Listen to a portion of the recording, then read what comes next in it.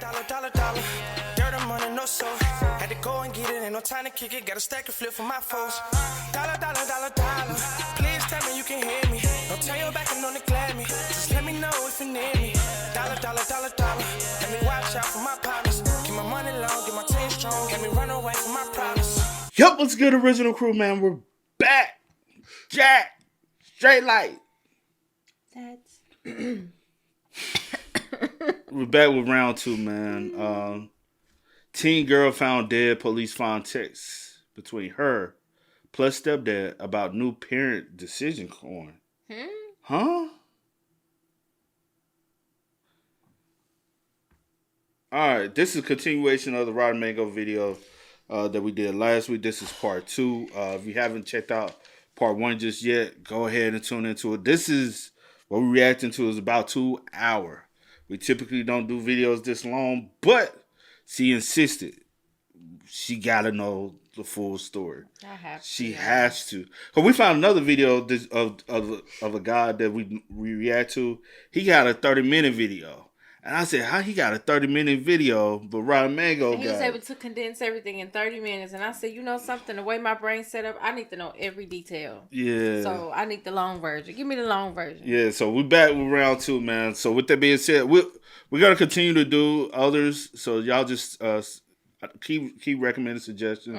And we'll go from there. So with that being said, and again, this ain't a normal thing. I was doing 2, 3, no. Make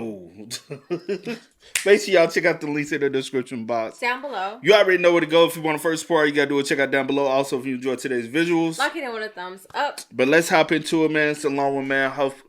Sit tight. You at work. You're cooking dinner. You're chilling. You need something to pass you by. Hopefully this can get you by. This most definitely can. It's going to be probably about almost a 3-hour video for us. Let's go. Bada bing, bada boo. It's probably one of the worst relationships in Hollywood history. I mean, who are we to judge? But we're going to judge this relationship because the whole setup of it is very odd. You have Mia Farrow. She's this famous actress. She starred as Rosemary in Rosemary's Baby back in the 60s. She's dating this guy who is also in Hollywood. And in the span of dating for 12 years, they end up making 13 movies together. But it's interesting because there are all these tabloid rumors. Why are they not getting married? How come they never got married? How come they never even lived together? They never even move in together in the span of 12 years? Which power to them if that's not the life that they want. But people are on the side just trying to grasp how is this relationship working? Especially because Mia Farrow, the actress, she has 6 children of her own. Some of them come from her previous relationship. They're her biological kids. Other children she's... Know about this story?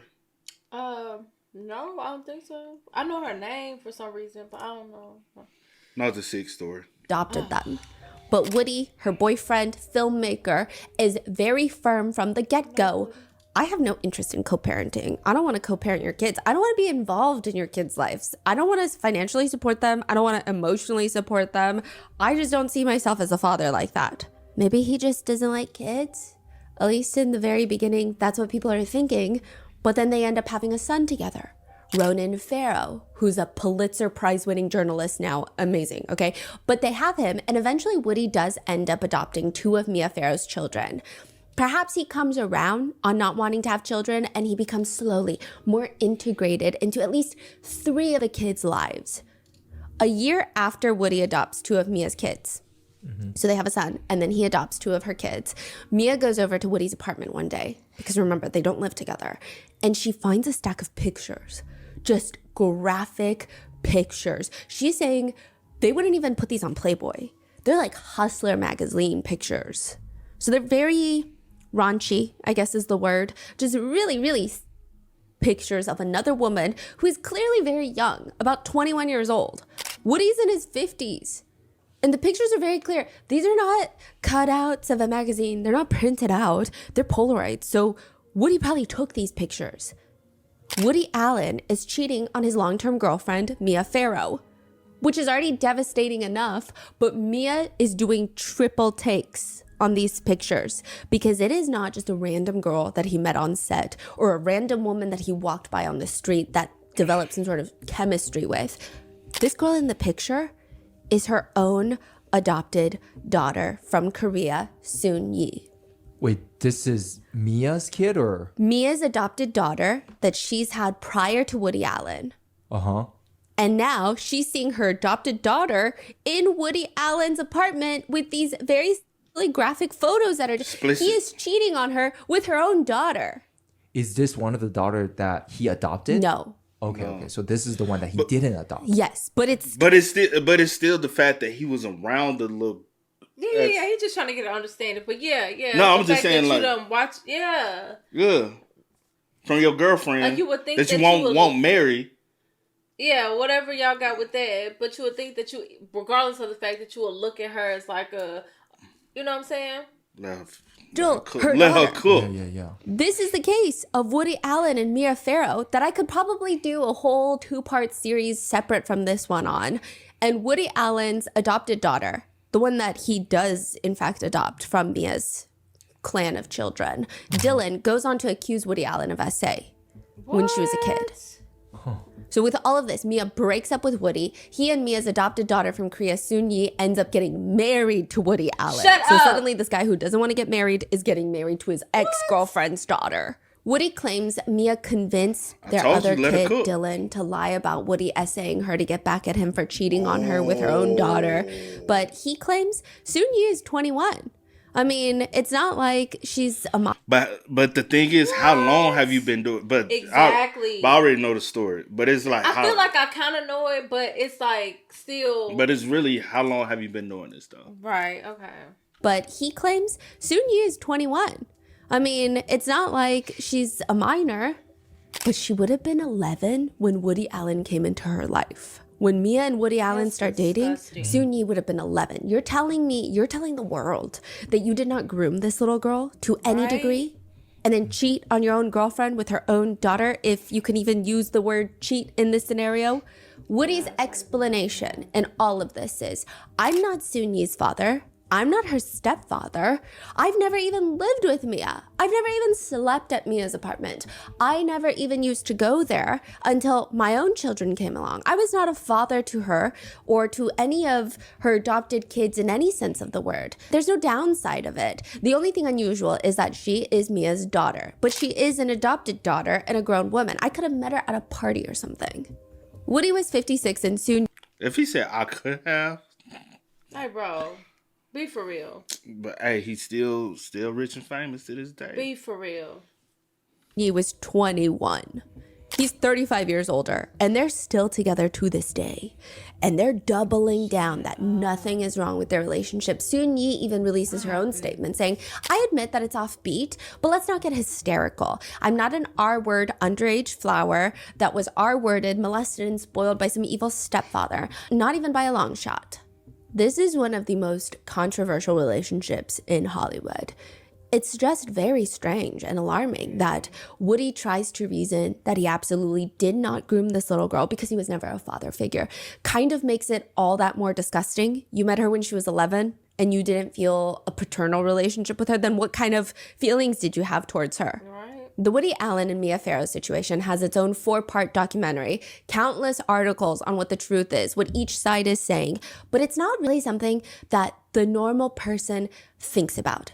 I might have times when I'm reminded of it and I just sit there and I go, oh my God, that was a crazy situation and the new documentary just came out. True. With the Woody Allen situation, unless somebody bring it up, you really don't think about it. You just like, that dude remind me of the Woody Allen. And then you keep, but it's sick. Yeah. It's still sick. But I don't think about it on a day-to-day basis. Yeah. I mean, you're not supposed to. It's weird. Unless you're Jennifer Soto. What? She just has this feeling, this gut feeling, Hold biggest on. fear in the world. What? That would just pop up into her mind like an intrusive thought. She's a single mom in Florida with a young daughter. And when she finally gets into a serious long-term relationship, she says her biggest fear was being Woody Allen. Jennifer tells her boyfriend, Stefan, that this is her biggest fear. Please, don't leave me and date my daughter. What? So The she fuck? previously mentioned that she has no idea, but now she's saying my biggest fear is you're gonna leave me for my daughter. Woody Allen me, groom my daughter.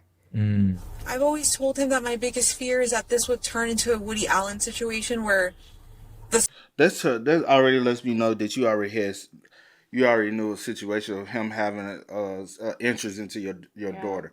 At the bare minimum, That's crazy. that you know that he has an interest in your daughter. From that point period, you should have separated the two. No, you encouraged it to keep him around, to make him happy. You did whatever it took to make him happy, to the point where you would exploit your daughter to make sure he's... Man, you a sick ass woman, bro.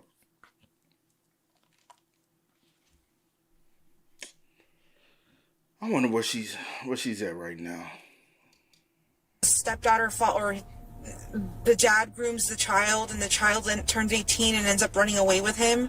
I told him like that was my biggest fear and I don't ever want that happening. Like you Why should that be a fear for any woman in a relationship and has a child? That shouldn't even be a thing. What's her name? Stephanie? Like Stephanie said, that shouldn't even come across your mind. What you doing? I said, what you doing? So am I. Your previous notes. But do you get what I'm saying? That shouldn't even cross your mind, right? Right. you can't do that to me, like Why would you say that to him? because I never trusted. I grew up being told never trust a man. My mom put that in my body. Never trust a man. 7 years later, Jennifer will be shown photos of Stefan abusing her daughter. But then you grow up with your dad, right? You say you grew up. You say your mom said never trust a man, but you have your dad in your life. A lot of shit just don't make sense. Never trust a man. 7 years later, Jennifer will be shown photos of Stefan abusing her daughter, Maddie. And now, Maddie is missing, presumed dead, and Jennifer, at least briefly, stands by her man. This is the case of Madeline Soto.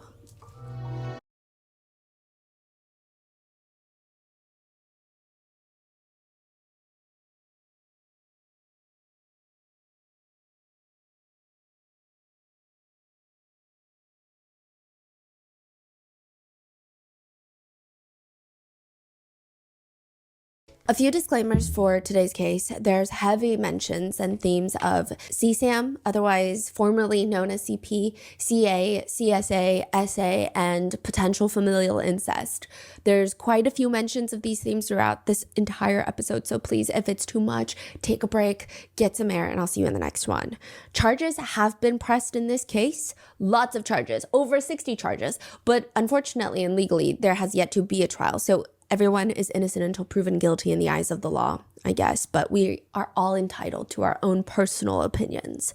This is also a two-part case. If you haven't already watched part 1, please go watch that. I'm going to link that below, but I'm going to try to keep it as thorough as possible. I watched 20 plus hours of interview footage. There's audio interviews, interrogation footage, over 1,000 pages of court documents.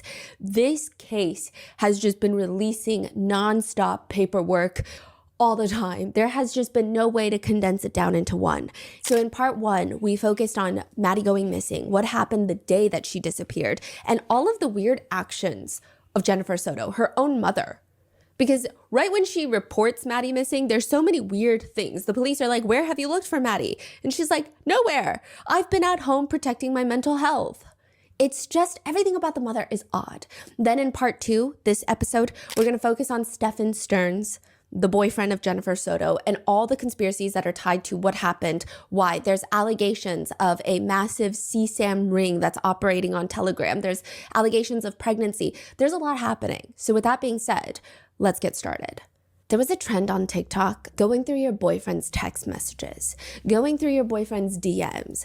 That's child's play. The big account that you want to find and go through is your boyfriend's Reddit account. If a man has a Reddit account, do you really know who the man is if you don't go through his Reddit history? That was the sentiment on TikTok. People are giving tips. This is how you find your partner's Reddit username. What kinds of subreddits to look out for? What kinds of subreddits are Reddit pages undercover that are just misogynistic cesspools of incels jerking each other off? People were posting, be careful though.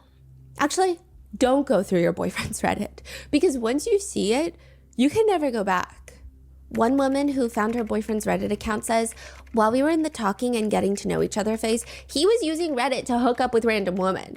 I found comments that he posted on other women's naked photos, requests to join glory hole encounters, and overall just a lot of things that I never imagined he would participate in or be interested in. We've been together for 1.5 years now, and I'm just confused on everything that I've learned. I genuinely don't know this person, and I don't know what to do. Do I let this go because we weren't together at that point, or do I confront him and tell him how upsetting it was to see those posts? What am I supposed to do? Another woman posts asking for advice because her boyfriend is glued to his Reddit. I mean, he likes to keep himself updated. That's what he says. The news, the random popular posts, that's what he likes to see on Reddit. She goes through his Reddit search history. It's just all NSFW, not safe for work. News, random girls that are dancing sensually, and now she doesn't know what to do. So a lot of word of advice from partners is when you open up that Reddit account, just know there is no going back. Whether that be good or bad, you can never unsee it. If you were to go through Stepdad's Reddit account, that's the account name, Stepdad, which is the Latin word for support. You would really have to dig through hundreds, and I know this because I dug through every single post and comment, probably more so thousands of posts and comments to figure out if there is anything alarming. Wait, is that a Reddit handle or is that a community? A Reddit handle. Oh, okay. One person's Reddit account. That's their handle. And you can go through their history and see all of the different posts that they made across all the subreddits. So anything they've ever posted, commented, you're going to see it under their account. And you can just go through their history and see their evolution as a developing human being, I guess. And I went through so much. I went through the entire history of Stepdad's Reddit. 98% of his Reddit posts are on board game subreddits or r/Disney, r/Tamagotchi. You know what Tamagotchi is? It's like the little keychains, and they have a pet that you take care of. Sometimes it's black and white, sometimes it's color, but it's just a keychain. Did you have one of those? I did, because every time I see it, it takes me back to a place. My sister had one. And I'm like, I remember, like... I don't think I had one. I know my sister had one. Yeah. You ain't have one? Did you hear anything I just Yeah, said? you said you think you had one. I said it takes me back to this place where I visually remember myself having one, but I can't remember. Yes, I had one. If that helps you. No. I'm just laughing because you're talking about the remembering thing. Yeah. But no, I'm sure you had one because everybody had one of these things. And the joint used to chirp and be like, feed me. And be like, wake up in the morning time, you got to feed it. You got to do all this thing. It's like having a little kid. It was a moment, though. Shane. The digital pet. Yes, a digital pet, and you feed it, and then it could die, and then you have to rebirth it. Yeah. Those are still around? He collects vintage ones. Oh. He actually spends quite a bit of money. I was trying to figure out the prices because he'll post rare Tamagotchi that he purchases. And I was like, okay, well, now I need to know how much this is. I'm going through the Tamagotchi rabbit hole. Hundreds of dollars for just a keychain with a pet in there. Some of them, hundreds of dollars? He's feeding them. He's buying supplemental stuff. He will walk around with them on his belt. Just keychained to his body. Wow. I mean, it's a niche hobby. I respect it. The hobby itself, of course. That's expensive. Now, 98% of his posts are about Tamagotchi.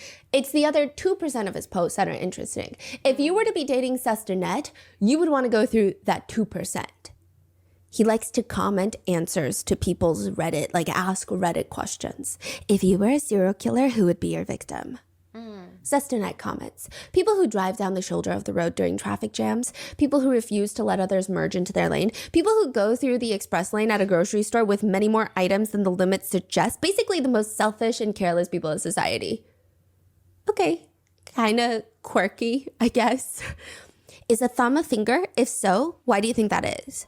Stepdad responds, all thumbs are fingers, but not all fingers are thumbs. Not false. I mean, relatively true. I don't know how pertinent information this is to carry on with life, but continues. What instantly ruins the vibe at any social gathering? Stepdad says, the guy with all the conspiracy theories that insists on talking to you about it and trying to convert you into believing them too. Which, I mean, I think that's kind of a fun dude, but to each their own. If he's not crafting up these responses to questions, he'll try to whip out some of these one-liners that are not the most original, but they all kind of have a certain vibe to them. He writes, funny enough, common sense isn't really common at all. Then he'll go back to answering questions. What should be off limits in comedy? Nothing. What can you not do that everyone else seems to be able to do? Adult. Men of Reddit, what goes through your mind when a woman starts unzipping her pants? Ma'am, I don't know you, and we're in a bus station. I mean, this digital footprint is never ending. How do you love yourself? Usually with my left hand. Okay, so things are getting a little more personal. You know, you keep scrolling. You keep scrolling looking for anything that's going to tell you something more about this poster. And here it is. Sustanet is talking about his past relationship and being cheated on. You know, I had my suspicions for a long time. I drove to her house after she did that sleepy goodnight call and she wasn't there. This was weeks after months of shady behavior, deleted conversations, unsaved numbers, calling late at night, and her turning over in bed as she would answer a text so that I couldn't see who it was. Basically, all the red flags. When I finally caught her in the lie, we sat down, she confessed, and we broke up. She then worked very hard to win me back, begging my parents to talk to me. And then when I took her back, she cheated again and even laughed about it. I'm well enough endowed. You know, length and girth are pretty perfectly proportioned. Good looking by most standards. Knew my way around a woman's body very well, but it didn't matter. It wasn't an issue of me not satisfying her. She was unfortunately bipolar and unmedicated. So one of her symptoms while manic was hypersexuality, which basically meant that anytime she met a guy that was even slightly intrigued by her, she would end up screwing them, and this destroyed my self-confidence. This is almost 10 years ago, and my confidence has never recovered. I became depressed. I have trust issues. I swore off dating for almost 6 years straight, while I just stewed in a broth of self-pity and depression. It's not a good look, and I regret those years of my prime. I wasted on people that just weren't worth it. My now girlfriend is thankfully one of my closest friends, and we are supportive of each other and trust each other. We've been happy for almost 2 years now. When was this posted? This was while he was dating Jennifer Soto. Okay. Recently, maybe like a few years ago. His Reddit posts, majority of them are 2 to 4 years ago. Okay. Wow. Now it's getting much more specific and much more personal. I kept scrolling. Having a nice package doesn't mean necessarily having the biggest one. It's about this is what Sustanet is writing. It's having one that is either or both proportionately ideal and also aesthetically pleasing to look at. I don't have the biggest one in the world, but I've always received compliments and it never fails to make me feel good about myself. And then another, he's just posting on Digimon Pets, and he's posting how he bought these new 3 Digimons, which are like Tamagotchis. He says that he got one for himself, and the purple one is for his stepdaughter. In fact, he posts a lot about his stepdaughter and how she's interested in the same things that he's interested in, like Tamagotchi, painting figurines for Warhammer. What's a Warhammer? Is that a... It's like another role-play tabletop game. Okay. He'll write things like, my 12-year-old stepdaughter is maybe the world's sorest loser in the world and will typically break down in tears and fits when she is soundly defeated in most games. But not in Lorcana. I am proud to say that she is really giving me a run for my money and running some neck-and-neck games. But usually when you're scrolling through someone's Reddit history, you're not looking for how well he gets along with his family members. You're looking for red flags, and you find them. On a thread, someone writes, what is the hardest part of dating after 30? Sustanet responds, finding people to date that haven't spent all their teens and 20s in the sun with minimal sun protection, making them all look like a 70-year-old Clint Eastwood, plus all the emotional baggage and kids from first marriages or absent fathers. Honestly, dating in or after your 30s is a these days. One begins to understand the DiCaprio strategy. The alarm bells start going off. I mean, the aggression starts to come out. In other threads, he's responding to people who need life advice because, for example, poster, friend A said that friend B came to pick him up to hang out, and friend B drove up in a stolen car, thus making friend A somewhat legally culpable in this crime of stealing a car. Sustanet responds, your friend will end up in prison, and they will see who the he is when they are being used like one. What? It's just kind of getting bleak. In fact, he starts writing about humanity and he has all these thoughts about society. He says, I work at a major theme park in a safety critical role, because he worked at Disney, and get to observe human nature all day long to the tunes of thousands, I mean, literally thousands of people a day. And let me tell you, the outlook for the future of humanity is not good. Some folks are just feral bags that are incapable of self-governing. If there isn't a reward for doing it or a punishment for not doing it, they just couldn't give less of a anything. Humanity at this point is just 80% vacant-minded zombies that half-ass their way through life without ever bothering to think critically, read a sign, listen to instructions, or follow any sort of example that is already set for them. Just complete waste of oxygen, really. Oh, he does this weird thing where he goes on... Like, what the fuck are you doing with your life? Facts. Working at, no disrespect, but you work at Disney. Like, just as a regular worker, like... But you got the nerve to shit on everybody else? You're working. We all are working zombies right now. Like, wake up, eat, go to work, come home, eat, go to sleep. You know what I'm saying? It's like living in a zombie world. Everybody got to do the same old thing. What makes you different than the next person? Facts. Like, you can't. Why are you trying to shit on people? Is it the fact that you feel like your life sucks, so you got to make your life feel more superior than the next man? In some shape, form, or fashion. Mm-hmm. But that's also, you are, who is the ex? Mm-hmm.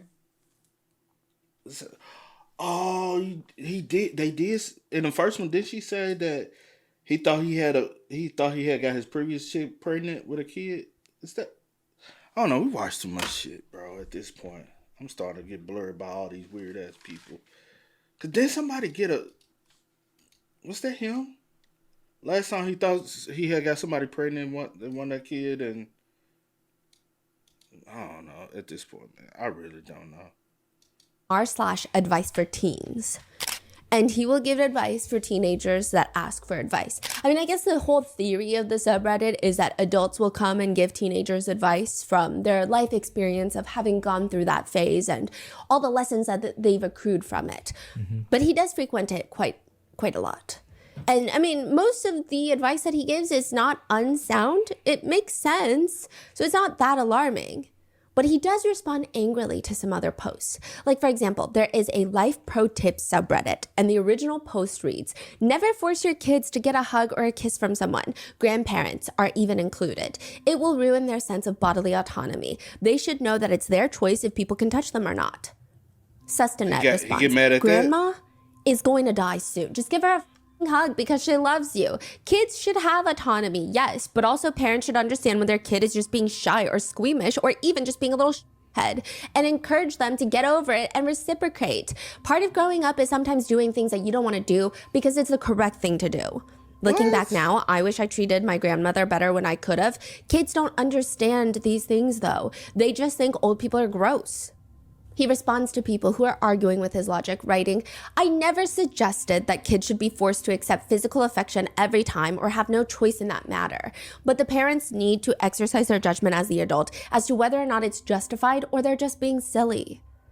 To which someone comes back to this thread years later, and in 2025, they comment, and was it justified for you to kill a 13-year-old? Because Sustanet is Stefan Stearns, Jennifer Soto's 38-year-old boyfriend.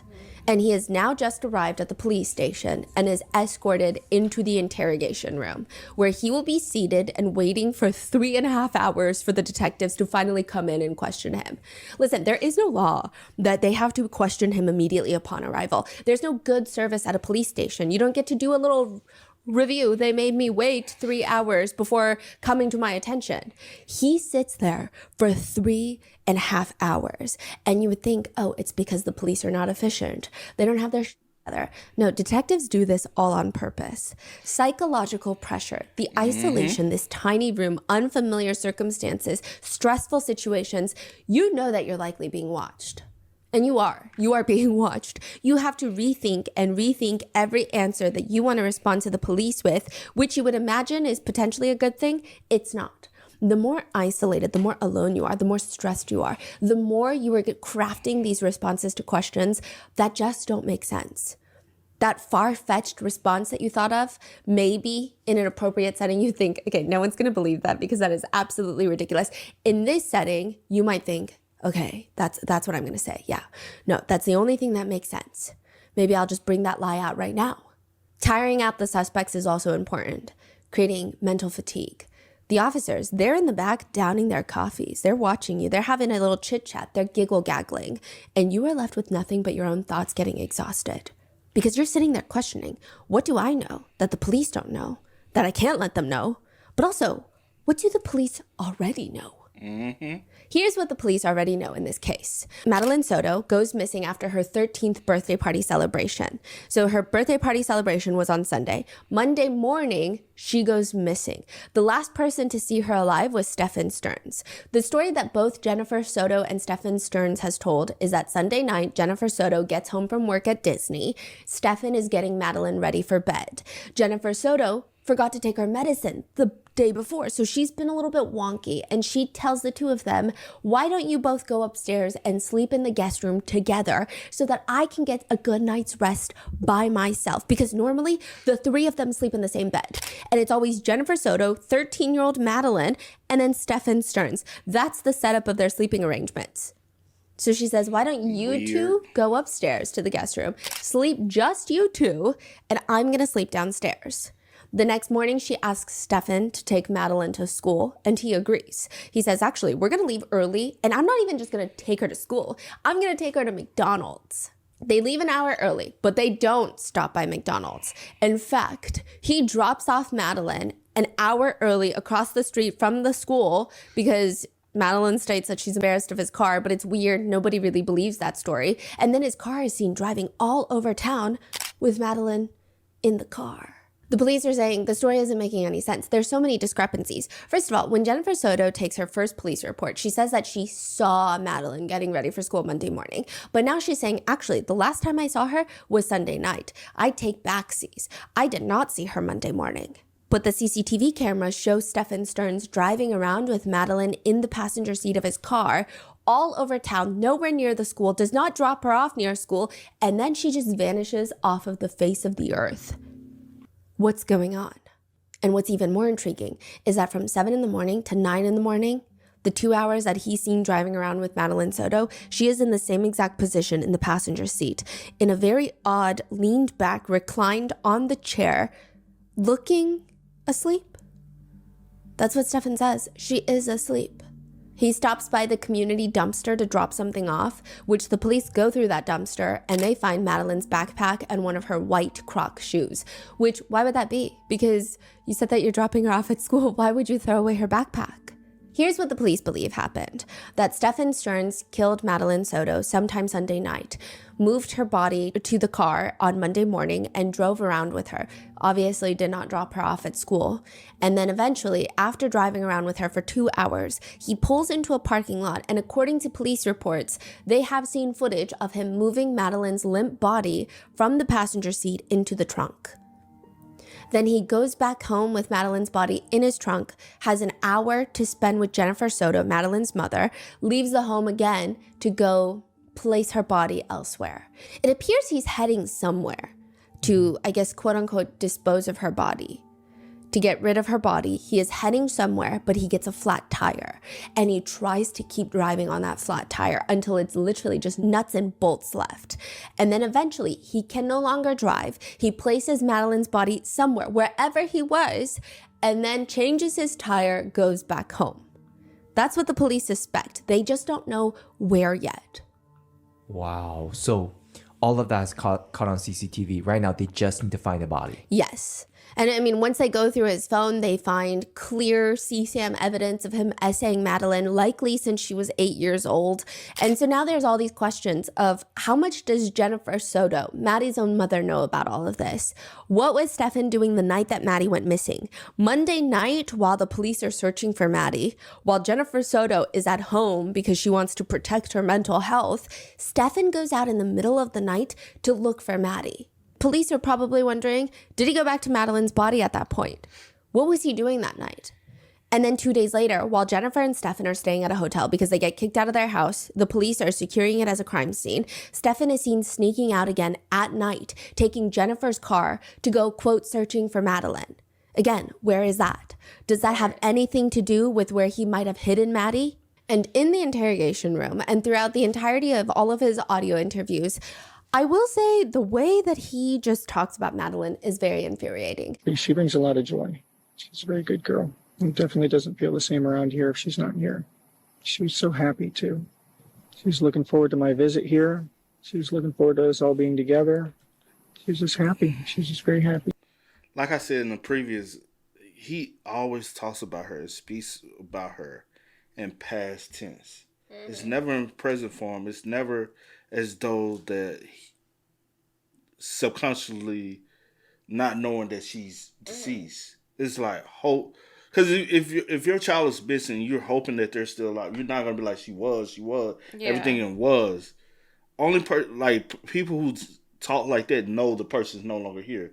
Like when you speak about a past loved one, man, I used to, I wish, you know what I'm saying.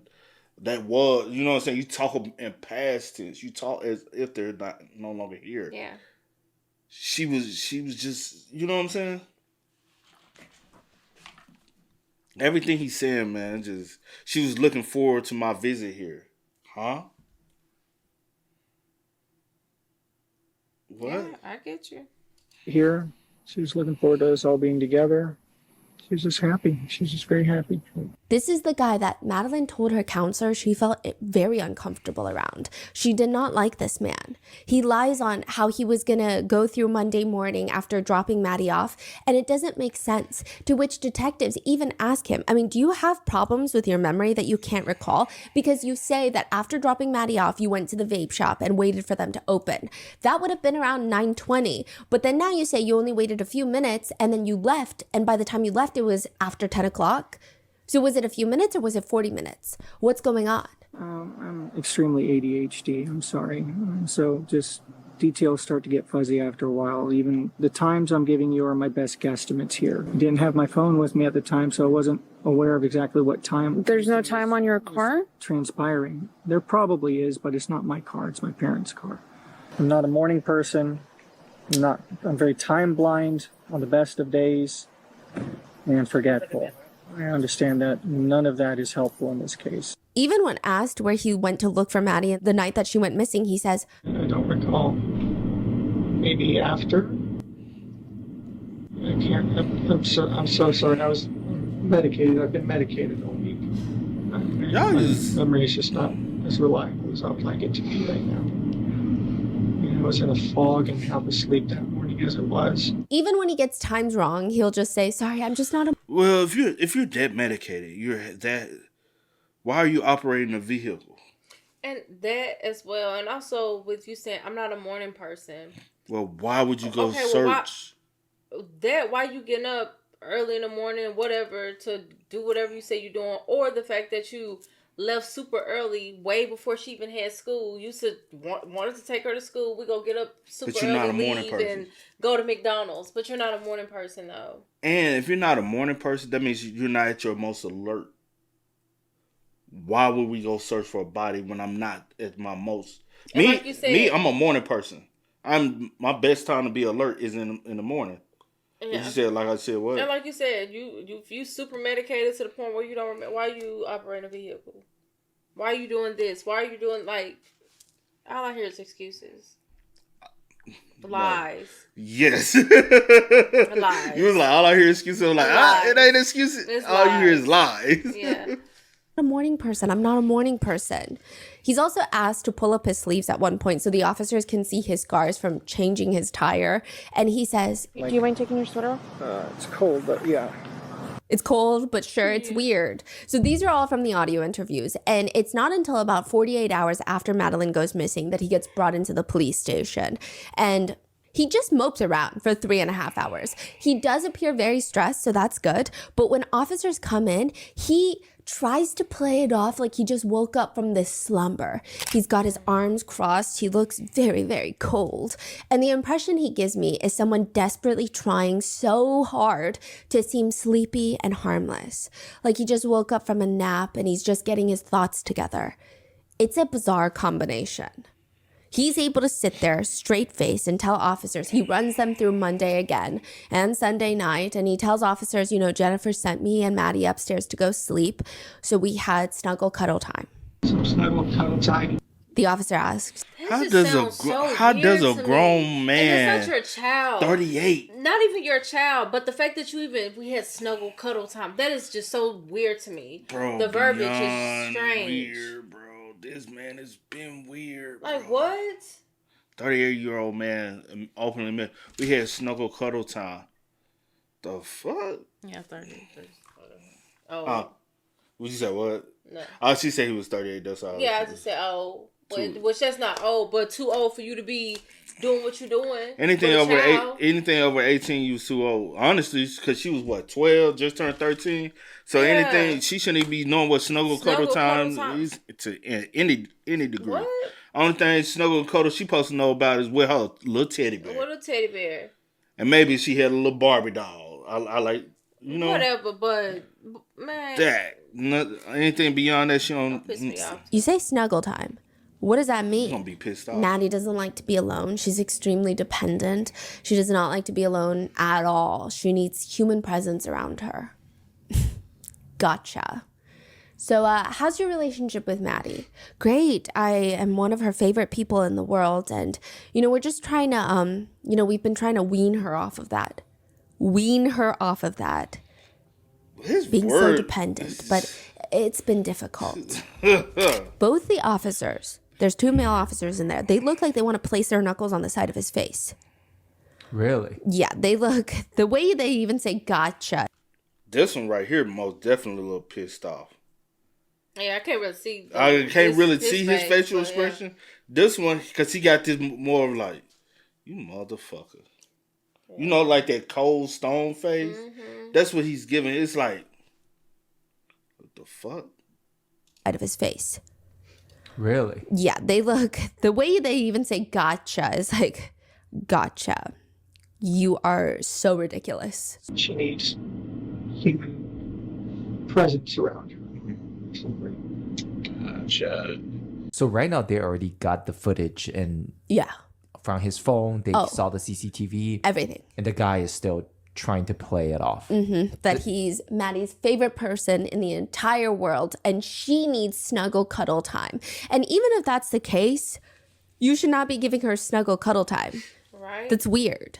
Very. The police ask him to walk them through what happened Monday morning. He just yawns. So she needs to brush her hair, brush her teeth. Excuse me. I don't know if that's him trying to appear so innocent that he's So she needs to brush. Brush her teeth. Excuse me. I don't know if that's him trying to appear so innocent that he's not stressed or worried, just casually responding to questions, or so chill because he did nothing wrong, or if he's buying time, or if it's a weird stress response. It's just kind of wild. So he runs them through his lies of Monday morning, and they keep trying to confront him. That's not the truth. But nevertheless, they're not bogging down on this one because at this point, they're not worried about Monday. They're worried about where is Maddie. How old are you, by the way?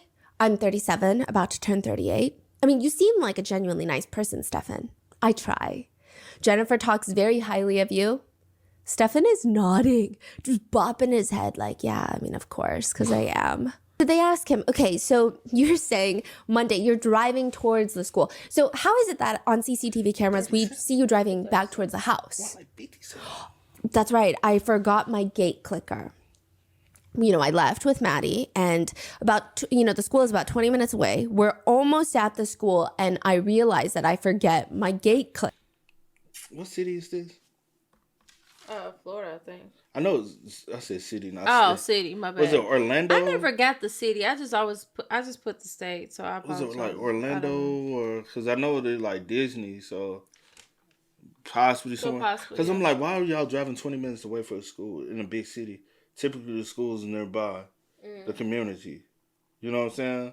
Yeah, I don't know how. You want but yeah, Mm. pause. You said, well, Now, if it's a small town, 20-minute drive will make sense because it's the only school in the you know what I'm saying, it's around the area. So you zone to go to. Clicker. I U-turn it back to go grab it because we had, quote, plenty of time to kill. So this is so strange. Imagine you leave your apartment and you need the gate clicker to get back into your apartment. You forget it and you're about to drop your kid off, not even your kid, your girlfriend's kid off at her school. Right. You're almost at the school. Would you not just drop her off and then go home, talk to the security person and say, hey, I forgot my gate clicker.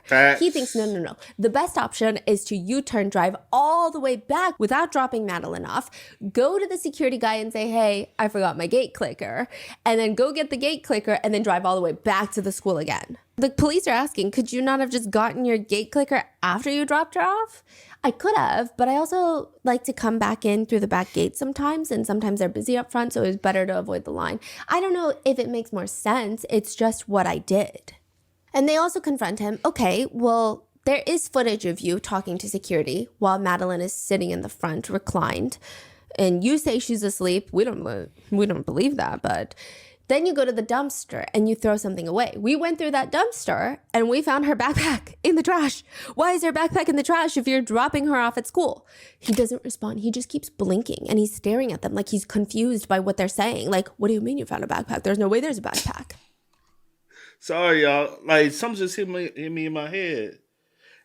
Did they stay in an apartment, a townhome, or a house?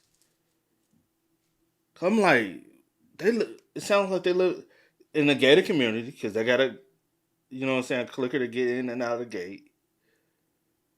But they're renting the crib from her dad. Is it like maybe like townhomes in a gated? Because there's ones like that. Like townhomes, but like in a gated community. But you got a security officer, which is typically. I mean, every state's different. Yeah, true, but I'll just say most of them gated spots here that has a security officer are more high end. Yeah, I feel you, but yeah. He said he liked to come in the back way, but one reason why I said you don't even supposed to be there. Mm-hmm. So why you even got a clicker? Because technically, you and the mom ain't even together. Yeah. I don't know. It's just a lot of weird ass shit, bro. And he's staring at them like he's confused by what they're saying. Like, what do you mean you found a backpack? There's no way there's a backpack. And they tell him, Stefan, I'm telling you, what I'm pleading with you is that you do some soul searching. The more time that goes on, the more that this gets tough. That little girl is out there and we need to know. Okay. I really think that you can help us and I'm pleading with you. I dropped her off. That's the last time I saw her. What do you think was on the phone? Text messages, emails, phone stuff. Pictures? Yeah. What kind of pictures were on there? Training card pictures, lightsaber pictures, Disney pictures. Do you have a Google account? Yeah. Do you save pictures to your Google account? Sometimes. Or is it automatically? I know sometimes phones sync to a cloud. And he's so damn dumb. Bro, the reason why they won't bring this up unless they already fucking know. Because he think, oh, well, maybe this is just, questions they ask because I deleted all this stuff. There's no way they recovered it. Yeah, people that's very tech savvy, people that know what they're doing, people that's their job to do. They know how to. Mom also knew what was on the phone. Right? Because she kept saying he had to reset. He had to update. Update. He had the factory. Oh, no, update. Girl, shut up. You also knew he had them photos of your daughter. Popped up. She probably got off of.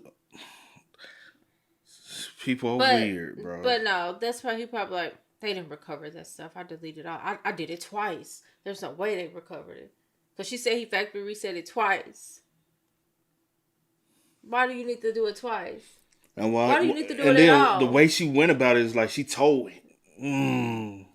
Yeah. Yeah, I think it backs up to Google. Mm-hmm. So what do you think? And then sometimes when you reset your phone and your phone updates and puts these apps back on your phone, sometimes they will put the images back on your phone? Not sure. Do you have I assume so. Probably. I mean, went to Disney, took selfies on the train.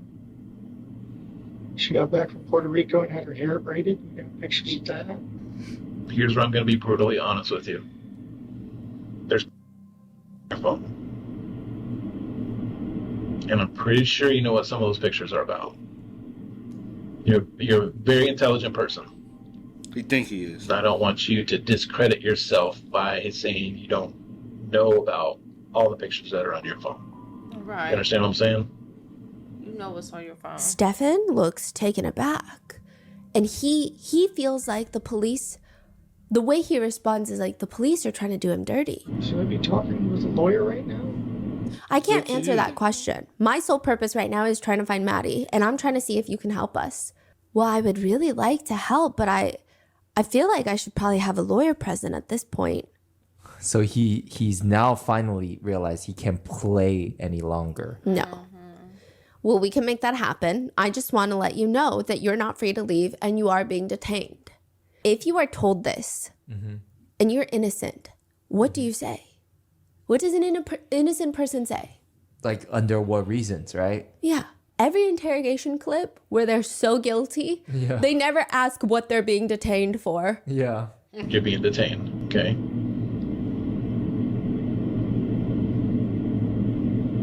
Do you want to know what you're being detained for? Capital. Yeah, you know what? Yeah, I do. You tell me I'm being detained and I gotta stay somewhere and I know I ain't did nothing and I'm confused as to why I'm here in the first place. Maybe I'm asking questions. A lot of them. I've been questioned before. You be like, damn, they got my ass, bro. Yeah, you got me, but not like I don't know shit like that. I was just saying, but it's you know, just like she said, if you're innocent, you like, I don't know, what like you want to know what the fuck y'all questioning me for? Detained for what? Like, baby, what? I ain't staying here.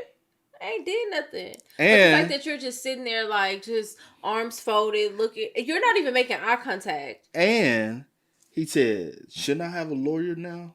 You're not even saying I need to. What would you need a lawyer? What? Why do you need a lawyer for? We just trying to talk to you, see if you can help us find We just need to locate her. Your ex-girlfriend's daughter. If y'all not even together, I don't even know what the. If you cared about her so much, why won't you help us find her? Tell us all the places you've already searched since you've been going out searching. I don't know. I'm not a morning person, so I'm try to remember. And I was medicated, so I was too high. But I was operating the vehicle and looking, but I was too high and it's too early, and I'm not a morning person. The fuck kind of... Yeah. Boy, I ain't gonna lie. You being a sick-ass individual is already written all over your face. Mm-hmm. You say you're 37, you're more looking like 57. Looking like somebody old as granddaddy, not even somebody daddy. You know? Like, and you look stressed. It's been bothering you ever since. But you don't... Do you want to know what you're being detained for? Capital battery and possession of child pornography. And with that, the interrogation is over after he requests an attorney. I mean, there's no denial, nothing, just okay. And it's so fascinating. So the best part after this entire interrogation is that they have to take pictures of all of Stefan's body parts. And because of the CSAM, they have to find this very distinctive freckle on his private parts. Because a lot of the pictures are of Madeline and then his private part. So they need to be able to identify that it is his private part in those pictures. 2 female officers come in and they start manhandling this man, taking pictures of him, forcing him to turn, take off articles of clothing, taking pictures of his private parts. And I don't think that they get paid enough for that job. But I wonder did they tell him, you guys, get a rat, motherfucker. Because we got to see it erect. He can't get it I'd be so rough. I'd be pulling that thing. Not like that. Okay. But what I'm saying is because he can't get arrested for nothing. Yeah, I know. But I'm saying so that we can find this freckle. Like, because if it's all bunched up, like, I want to be rough with you. And that's what I'm saying. I'm not showing you no type of, no. I'm sure they Get it right, Muff. Look, You can't come to play. it's like, bro, I'm not sure I'm giving you no type of no. That's embarrassing, bro. Man, fuck you. No, I'm just Love saying, the way like, that they're doing it. He is insanely uncomfortable. And of course, this is probably a fraction of what Maddie has felt, but still, it's something. How do you know? Like, what was exactly? Is it described? Is it What do you mean? the two officer? No, I saw it. What do you mean you saw it? They tried to censor redacted. his private parts. Sometimes the censor is not censoring as well as it should, but they do Yeah. censor it. and then That's crazy. Yeah. then on YouTube and stuff, people black it. Yeah. But you would think they would have the money to have the high end editing software programmers, but these people don't do that stuff for real on a day to day basis. So they do the bare minimum. But like for her to show it, she gonna black it out, you know. Yeah, and you just see these two female officers just going in, manhandling him, and I love them for it. And he's so uncomfortable, but they're incredibly thorough at their jobs that they're not like, oh, you're uncomfortable, you're chilly, okay, maybe we can don't stop care. after one or two She said you pictures. chilly. They're like, no, reach under here, pull this back, do this. Baby, what you said? Yeah, they even tell him, hey, don't try to do anything squirrely because you're going to eat the carpet. Like, we're going to Okay. body slam you down if you try to do anything right now. That's what I'm talking about. Oh, that's wild. Yeah. But he still finds the narcissism in the depths of his black soul, where in this situation, he asks if they can switch the handcuffs to the front instead of in the back because it hurts and it's making him claustrophobic. The female officer just tells him they're not made for comfort. Right. Like, what do you want me to do? They're not made for comfort. No, we're not going to do that. We're not going to be accommodating right now. But this interrogation, still to this point, does not help. They need to find Maddie. If Stefan doesn't want to help them, maybe Jennifer, Maddie's mother, does. If you watch part 1, it is very evident that Jennifer does not care to help. In fact, it seems like she is more upset about Stefan being arrested and even cheating on her. Cheating, and I say that very loosely because it's essay, than her daughter being missing. I mean, maybe her shock is presenting itself differently, but it's so strange. It's like Stefan is her entire world. Even the same conversation where she finds out about the CSAM, finds out that Stefan is abusing her daughter, she asks, Is he being placed under arrest because of those pictures? Yeah, we haven't made that determination yet, but Press charges since she's a juvenile. No idea. I didn't think it was in my power. I thought you guys should have me do it.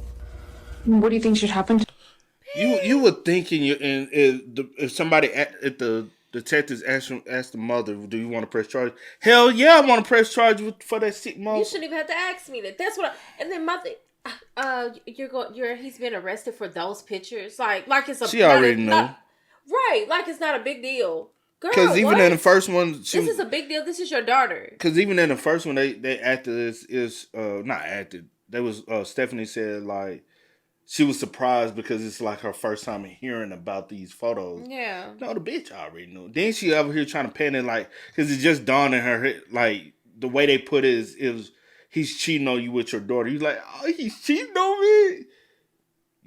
You said y'all go have cuddle time upstairs while I get some sleep. How you gonna tell a 30-some-year-old man to go have cuddle time with your child? Man. Let that be my sister. I'm beating her ass and his ass. Man, I'm sitting up here like, bro.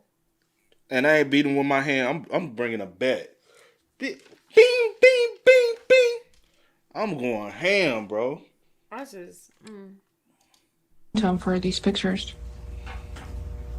It's crazy. Like, I saw the pictures, but I'm still in denial because, like, Because you already there's some knew. heat there. Mm-hmm. But is he visual? Does he show up in any of the pictures? Girl, what? Ain't this her man? But then you state that if you've seen it, you will know because there's something very distinctive, which is the little freckle mole, whatever it is, that's on or around it, whatever she said. But It don't matter. No. Isn't this her man? I'm just saying, isn't this her man? Yeah, whatever. For how many years? For over 7 years? So you telling me your daughter probably knew what his wee looks like more than you do? Because you What is it? Because he's been in her life for about since she was 8. Yeah, but I'm saying I think last time she said they dated for like 7 years. Yeah. But I'm like, so you telling me you can't recognize his little Peter Pecker? You telling me you can't recognize it? That's your man. So you telling me he probably having relations with your daughter more than he having relations with you? Is there? I mean, I don't know who. I haven't seen all of the pictures, so I can't answer that. Okay, because I can't. Whether it's his penis or not, are you comfortable with him having content of someone else's penis on his phone? AKA, are you still comfortable with him having pictures of someone essaying your daughter, even if it's not him in the picture? Right. Like that makes sense. Absolutely not. No. That makes So what sense. do you think should happen to Stefan? I'm afraid to say press charges, but what else? There's a side of I'm me that afraid wants to to say. say he's innocent, that this doesn't happen, but who else's penis could that be?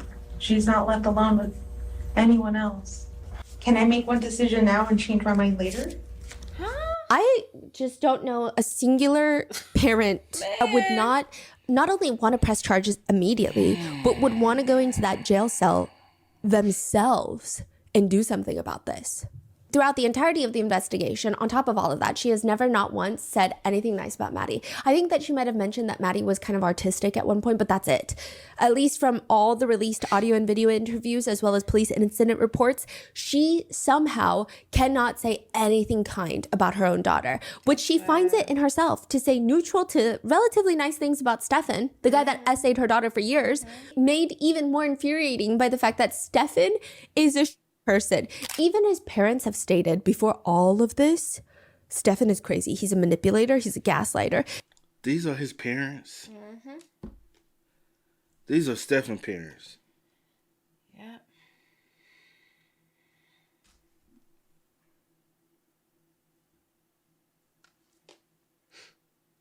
Spoon-fed probably.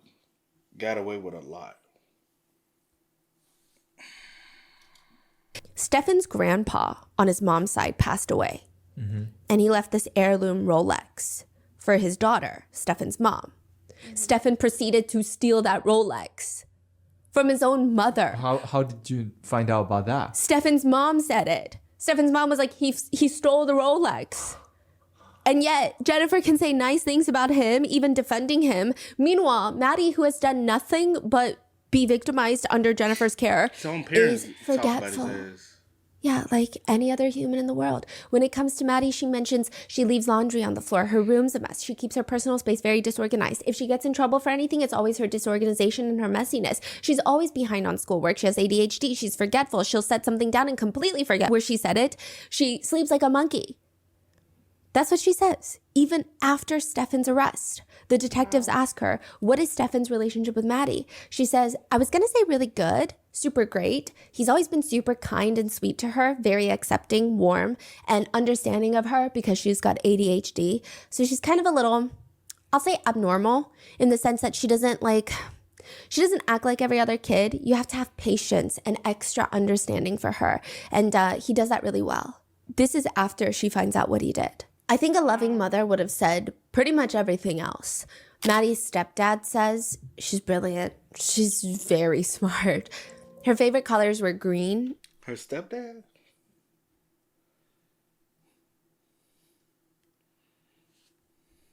Where's her? Or did she mean like her actual dad? She said stepdad. Where's her biological father at? I think a loving mother would have said pretty much everything else. Maddie's stepdad says she's brilliant. She's very smart. Her favorite colors were green and purple, lavender to be exact, which is both parts vibrant and calm. I mean, people said that there's this sereneness to Maddie. Who's Maddie's stepfather? So she has a biological father and a stepfather that is now since divorced from Jennifer. And she seems closer with her stepfather than she was her biological father. They both don't live nearby. And then now she's got Stefan, who has never been her stepfather. Like, they never got married. She recently won Student of the Week. There was this door painting contest at the school, and Maddie's quite creative. She would just get locked in and could spend hours creating things with her hands. She's a Swiftie. She loved making those beaded bracelets or drawing, and apparently she was really good at drawing. And one of the places that you're going to see her get so... Oh, she has ADHD. The best thing for a lot of kids with ADHD is like being creative, artistic, the freedom of expression, because it's kind of like they have this free flow and they're not boxed or structured. So that you know, intense. Everybody said is when she's playing volleyball, she's so good at volleyball, but that's when her competitiveness finally comes out. But usually she just gets along with everybody. Her biological dad says if you ever made a snarky comment, Maddie would correct him, saying everyone's beautiful in their own way.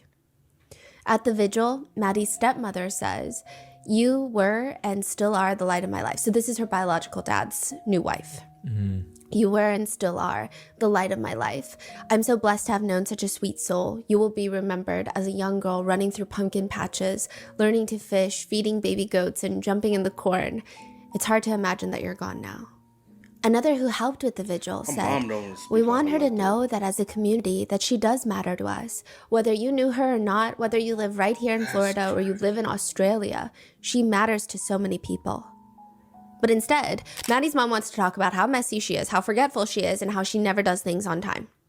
March 1st, a few days after. And Loki feels like the mom has something to do with her disappearance as well, and not just Stefan, you know? Yeah. How forgetful she is and how she never does things on time. March 1st, a few days after Maddie goes missing, police have Jennifer Soto in the police station being interviewed. So this is from part 1, the main interrogation. They have not found Maddie's body. They found all the CSAM. Stefan has been arrested. She knows about the abuse and she's being questioned. The police are telling her, like, we just want to find your daughter's body because we don't think that she's alive and you don't seem to want to find her, period. While that is happening, they are doing a press conference, asking anyone who has seen anything to come forward, please. If you see anything of interest, call us.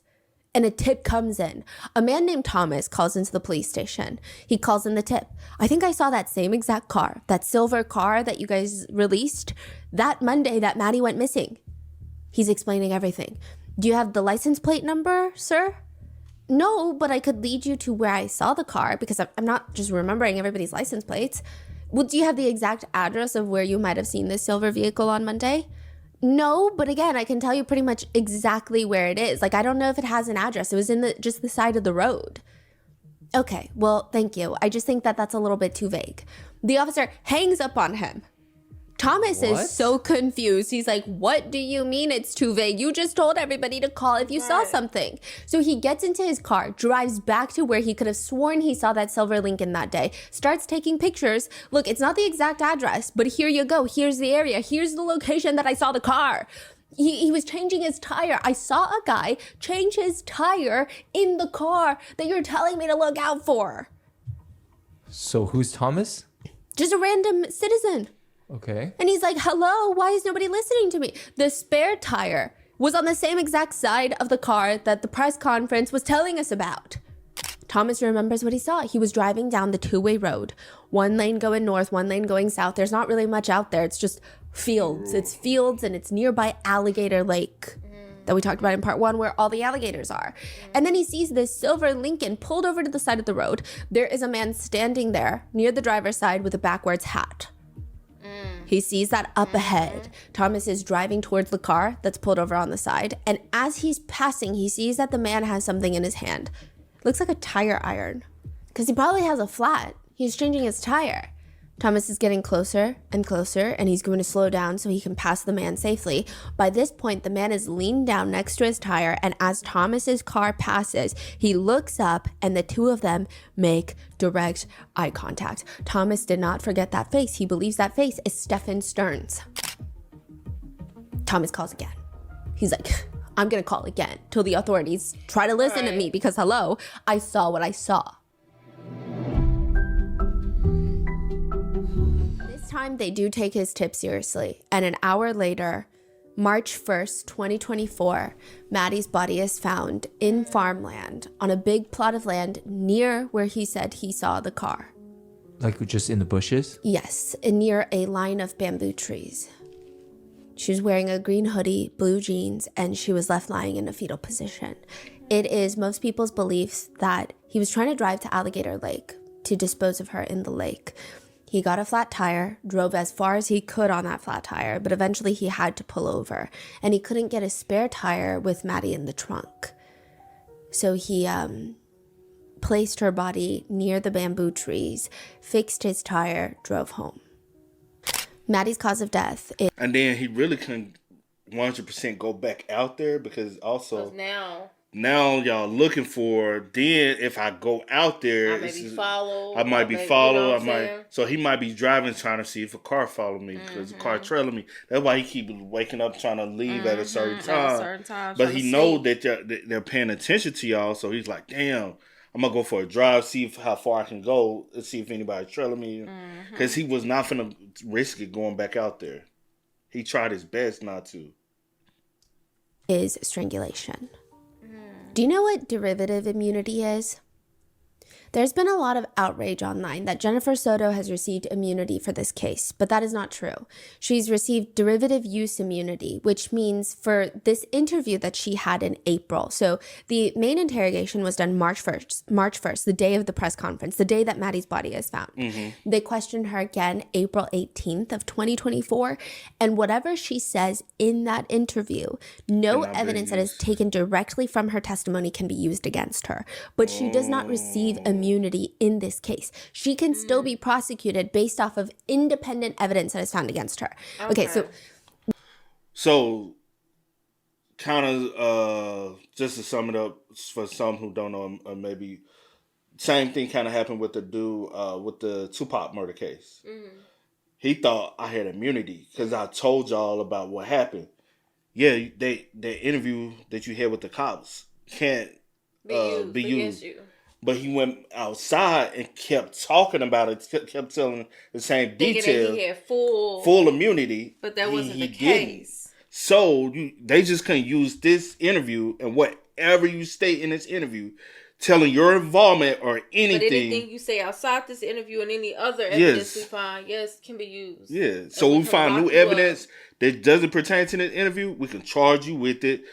But if you go out here and tell people, hey, this, you could be charged, but we just cannot charge you on the premise of anything you said, which is still fucked up because she could have told some vital information that can get her locked up for something as well. Whether or not, hey, he was paying me, I knew everything, we was like she could have told a plethora of anything, but they needed that rock hard solid evidence to be able to make it stick for him, and so they had to kind of, or did she even know that she was murdered? Yeah, I do wonder what she stated that she knew or what she stated at all in that. And they probably will never release it as long as she don't. Because I just really, feel like she definitely played a bigger role, knew so much more. Like you're not sending your child. You know a lot more. You know what's going on. Also, you think she possibly had a role? Oh man, I don't put no past. You telling me you just sent them up there that night because you need to go to sleep and go get you some sleep. But you didn't have work. You didn't have work for the next day. For the next 2 days. Okay, you was out there Monday and Tuesday. You had plenty of time to get some rest. And what still pisses me off, your daughter had a fucking birthday party the previous day, and you didn't give two. So you telling me she died the night of her birthday party? I guess that was your birthday gift to her, to send her up there so he can get some on his for her. Okay, you get what I mean? Yeah. That's sick, and it's when you talk about a mom that don't give a fuck about their child, she's a prime example. Let me try to create a scenario. John is caught, and he was doing a minor powder transaction. He was purchasing powder from a good buddy of his. But he gets arrested. He's talking to the police and he says, I actually have information on a bigger powder operation. Not a transaction, a whole operation. I can lead you to the big guys upstairs. But he's very scared because once I tell you about it, I'm incriminating myself. The authorities will then give him derivative use immunity.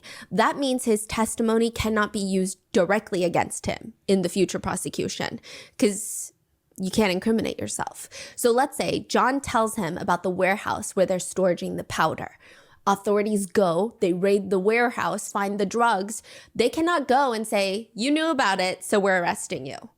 Unless John's other buddy, Kevin, comes along and Kevin says, hey guys, look at this picture I have of John in a lab coat cooking up in that facility. Then he can be prosecuted for the drug charges, just not through his own evidence. The police have to show that they obtained evidence against John through a completely independent source that is not John himself. Right. Yeah. But don't they usually do that to get some, like, lenience on their previous crime, right? Yes. So that could work as well. But in this situation, I mean, they just want Jennifer to feel safe enough to say something. Right. Because she's not being charged As of yet. right now, yes. Yeah, okay. As of right now. We don't know if she will be. The detectives describe it to Jennifer as, quote, I also explained derivative use immunity, which means if you said there was a gun, and obviously there's no gun in this case, but you say there's a gun buried in your attorney's yard, we cannot go dig up that gun, even if you told us that. Yeah, the gun is used. It was right there in his yard. We cannot go dig it up. We wouldn't be able to do that. We would have to show that we learned all those things independent from this interview. Now they could go around asking, hey, does anybody know where the gun is? What? Okay. So there's one pertinent part of this interview. I mean, a lot of this interview is just repeats of what she said happened on Monday, or at least one variation of it because all these people keep changing their stories. But there is this odd part where the officer asks her what Maddie would have eaten on her birthday party the night that she went missing. Jennifer lists off a Puerto Rican dish, and the officer says she's going to have to spell it out for him because he's, he can't really pronounce that. And she laughs like a little too hard. It's just weird. It's weird. She's like, ha, ha, ha, ha. But the main thing to come out of this interview is she states that there was one morning where Maddie just could not wake up. Jennifer assumed it was her medication problem because she's on sleeping pills, that maybe they gave her too many meds too late at night, so she was still groggy in the morning. But she later realized that it was because she and Stefan weren't communicating well, and she assumes that she had given Maddie her nighttime meds, and then Stefan gave her nighttime meds. He claims he didn't know, but they effectively double dosed her with sleeping pills. Now, mind you, in a lot of the CSAM videos and pictures, Maddie was asleep. So it feels like perhaps Stefan was drugging her. The officer also hints at the fact that there's a conversation on Jennifer's phone about Maddie suspecting that Stefan had given her. Oh, peep this as well. He was double dosing drugging her. Because also she's drugged. She's so drugged to the point where she sleep, but she can't move. How does he get erect? Yeah. By a dead, unmovable body.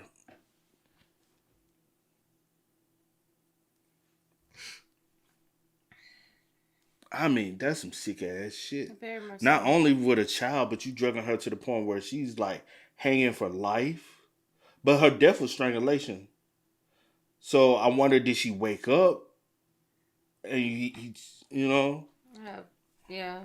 Also hints at the fact that there's a conversation on Jennifer's phone about Maddie suspecting that Stefan had given her THC pills. But Jennifer claims, I don't remember that. And the topic moves on. Now, I assume we're going to hear more from that later on. I don't know. But a few other things from this interview include Jennifer had apparently told an officer early in the investigation that the sleeping arrangements with herself, Stefan, and Maddie were so strange because Jennifer's sister was staying with them. So she's like, oh, well, we all had to sleep together because Jennifer's sister was here. But turned out not to be true. Jennifer admits that that was not true in this interview. The conversation of her weird text message comes up near the end of this interview. Maddie had plans to go see her biological father in Texas prior to all of this. Jennifer texts him, the biological father, I hope nobody touches Maddie or films her under the bathroom. Which is an oddly specific thing to say. Right? At first, Jennifer is like, I don't remember that. I don't remember that. Also, peep this, right? I'm sorry because I'm like it's other things. It's things are hitting me in my head, right? The mom always talking about she never trusted Man. Maddie with other men, right? Never trust men. Maddie had a strong relationship with her father, not as strong as she had a relationship with her stepdad. She looked at her stepdad as like a real father figure for her, to the point where she probably did trust her stepdad. So what the fuck are you talking about? Just talking. Just talking to be talking, because I'm confused at this point. You get what I'm. Hopefully y'all get what I'm saying. Like,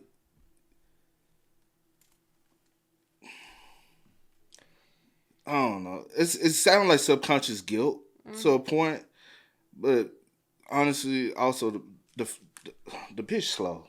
Let me just say that. But later she says, oh, I remember that text message. I think this was around the time, this is her saying this, I think this was around the time that an airline employee had taped his phone to the restroom to watch a child use the restroom so that they could secretly film it, but the child discovered it. Like, that's that. She's saying, like, that was that. Another quick question. Police want to know if Maddie is embarrassed of Stefan's car. If that's the case, why didn't Stefan just take her to school in Jennifer's car so that he could drop her off at the school, like at the front gate of the school?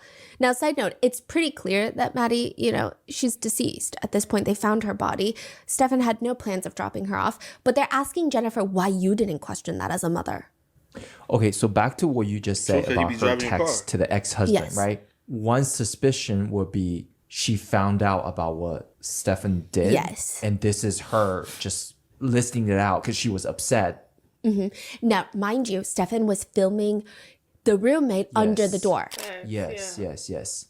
And that will make her, Yeah. she no longer is innocent. In Exactly, this. because she invites him back into the house. Yeah. We don't know how, maybe she just saw he was secretly filming Maddie. Allegedly, this is our speculation theory, of course. And then still, why let him back into the house? Because she knew. Jennifer she was says okay she with didn't it. question it because Stefan is not insured on her car. You did let him drive your car after this occurred, though, right? Yes, but he was very insistent because he wanted to go look for Maddie, and he had a spare on his car because he had a flat, so he couldn't drive his car. So he just really Can't wanted to drive go on out. the But flat. what about this text message? June 16th, 2023.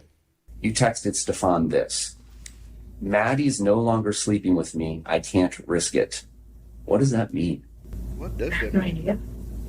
The most innocent Oh my reasoning fucking god, bitch. Wait, she texts Stefan that? Yeah, she It says, says Maddie's no longer sleeping. with me. I can't risk it. What does that mean? I don't know. Girl, why did you send that message? What were you talking about? Risk what? Okay. What are we talking about? Because you always knew. You always knew. would be, and it's not even that innocent, but the best case scenario would be that Picking your Jennifer whole was referring door to out. not getting enough sleep because Maddie is a rough sleeper. But that means that was in 2023. If she said that Maddie is no longer sleeping with me, I can't risk it, she was claiming to the police up and down, Maddie always sleeps with me. Usually she doesn't sleep with Stefan. Stefan doesn't sleep with us. It's always me and Maddie. She never sleeps alone. So if she's not sleeping alone and she's not sleeping with you, who is she sleeping with? Right. That's the most innocent So every variation of what night- that text could mean. But most netizens feel like this cryptic text means something else. Yeah. There are speculations that Jennifer knew about the abuse. And even when the three of them shared the bed, he was theorized, this is a theory, that he was allegedly taking was. pictures of Maddie and essaying her in the same bed. He was. Can't risk it. Netizens either think that she's referring to, I can't risk Maddie waking up in the middle of the night and Yup. knowing that I'm also here. Yup. Or I can't risk it, aka you're creating CSAM and my sheets and pillows are all in the background. That's what netizens theorize. No, she's not that damn smart. She's very slow as fuck. She was talking about Maddie waking up. Why are you doing it? The sheets and stuff, I don't think she that damn smart enough to realize that shit. You get what I'm saying? Yeah. It's one of those two, not the because she was a sleeper, whatever, wild sleeper. Yeah. No, we're not talking about that. I think it's you the wouldn't fact- even use that verbiage. Ooh, even her getting drugged, how was? Because you probably had told her give her a double dose. Stefan Jennifer told Stefan at one point to give her a Yeah. double dose to make sure she doesn't feel anything. If you're gonna do it, then do it this way, or if you're gonna whatever. But what about the You know. times? But also, there was times where Maddie was awake.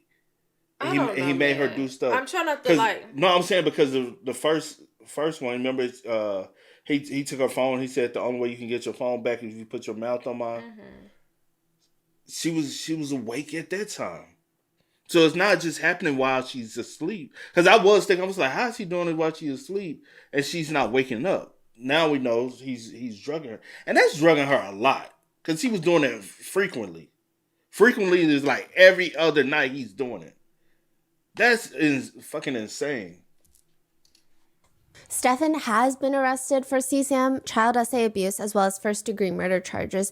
And now the question is, with all of this, even this derivative use immunity interview, people feel like Jennifer is even more sketchy.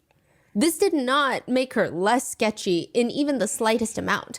The main arguments against Jennifer, other than the ones that we've already covered in part 1, is that the very first initial response from the police, there's body cam footage, they come to talk to Jennifer about her missing child Monday night. Jennifer's trying to show them a picture of Maddie, and she's got to scroll through her phone quite a bit. A lot of netizens and parents think this is so strange. They say, you should have told his ass he had a photo. If your child is not already... I'm sorry. I was just about to say, right? He posting her photos on Reddit and stuff. But was he posting photos on Reddit of her? Well, he was talking about it. I don't know. Well, about that the photo that she showed, it was on Reddit, wasn't it? I could be wrong, but anyway, regardless of the fact, you shouldn't have to scroll that much. Shit, I got pictures of my dog from, honey. True. I take pictures of him. True. Every chance I get. He don't like the camera, but I take pictures of him every chance I get. Why is you? He don't like the camera, but you can catch him. He'll be looking like, motherfucker, hurry up. Like, why does it take you so long to find a picture of your daughter, your child? Be for real. Don't be. And she just had a birthday. Ooh, she just had a birthday that you wasn't at. She turned 30, but she didn't. Her birthday party wasn't on her birthday. But what I'm saying is, if she just had a birthday, you should have been there. You should have took photos of your child even on her birthday. And 9 times out of 10, it wasn't her birthday or whatever case may be at that time because it probably fell on a weekday and she'll be at school. But since it's on this Sunday, you should have took off work. I don't care. And even if you had to work, you could have took photos of her before and after. Before, after, did something. Or told somebody to send you some photos. You should Monday morning. You should have got up and made her a little birthday breakfast or something. Did something. Couldn't because she wasn't alive. Right, and you knew that. Quite a bit. A lot of netizens and parents think this is so strange. They say if your child is not already your phone background, you've got pictures of them everywhere in your phone. I don't even have children. I have pictures of my nieces everywhere in my phone. It doesn't make sense. It just feels like Jennifer she doesn't care about her daughter. She doesn't attend her own daughter's birthday party. That's not even held on the day of her daughter's birth. It's like you could schedule that for when you're off then. And then it just feels like she could not physically care less about her own kid. Right? Also, why the hell is Stefan staying with them? He and Jennifer are broken up at this point. Facts. It doesn't even make sense. She even tells officers, it wasn't until June of last year that we'd broken up. And I said, okay, I don't want to sleep with him in the same bed. Please move upstairs. And he moved upstairs. So you don't want to sleep with him in the same bed, but you want your 13-year-old daughter to sleep with him in the same bed. Jennifer's explanation for that is, I don't know if I was ever comfortable with that, the two of them sleeping together. But you told them to sleep. And why the fuck he still staying at the house if y'all ain't fucking together? Man, you can't even keep the lies going, bro. It's lies after lies after lies because you don't want to implement yourself into... Shorty, you just openly admit I was pimping my daughter out. He was paying the rent. I'd rather hear that shit than hear the fucking lies. Hear nothing. No, I'm saying I'd rather you tell us the fucking truth than keep telling us some lies and thinking we supposed to be dumb or believe this shit. Sleep together Sunday night. I did. That was a selfish move on my part. It's because I wanted a good night's sleep. I didn't want her kicking me or rolling onto me or waking me up to hear her alarm so that it woke me up. I wanted to keep sleeping until I needed to sleep because I just had not had that with my training schedule. I have had not a good night's sleep. My medication was out of whack. I was feeling funny and not like myself, and I knew that I needed another night's sleep and my medication in my body. Then why not just have your parents watch her? So Jennifer's grandmother lives nearby, and when Jennifer is working, she will actually do drop-off and pickups. She'll help watch Maddie. I'm not saying parents should become unstable or not take their medication or sacrifice their own physical health. But hold on, Stephanie. Jennifer was off. Maddie had to go to school. She still could have slept with Maddie. Still could have slept with her that night, and she could have slept the next day while Jennifer at school. I mean, while Maddie was at school, Jennifer could have slept. Your daughter could have slept with you. He don't even need to be there. He don't even need to be there in the first place. But if he gonna be there, he could have went upstairs. But also, your daughter has her own bed. Why would you send her upstairs with the grown man that's not her father and that you not even with? Period. You know why?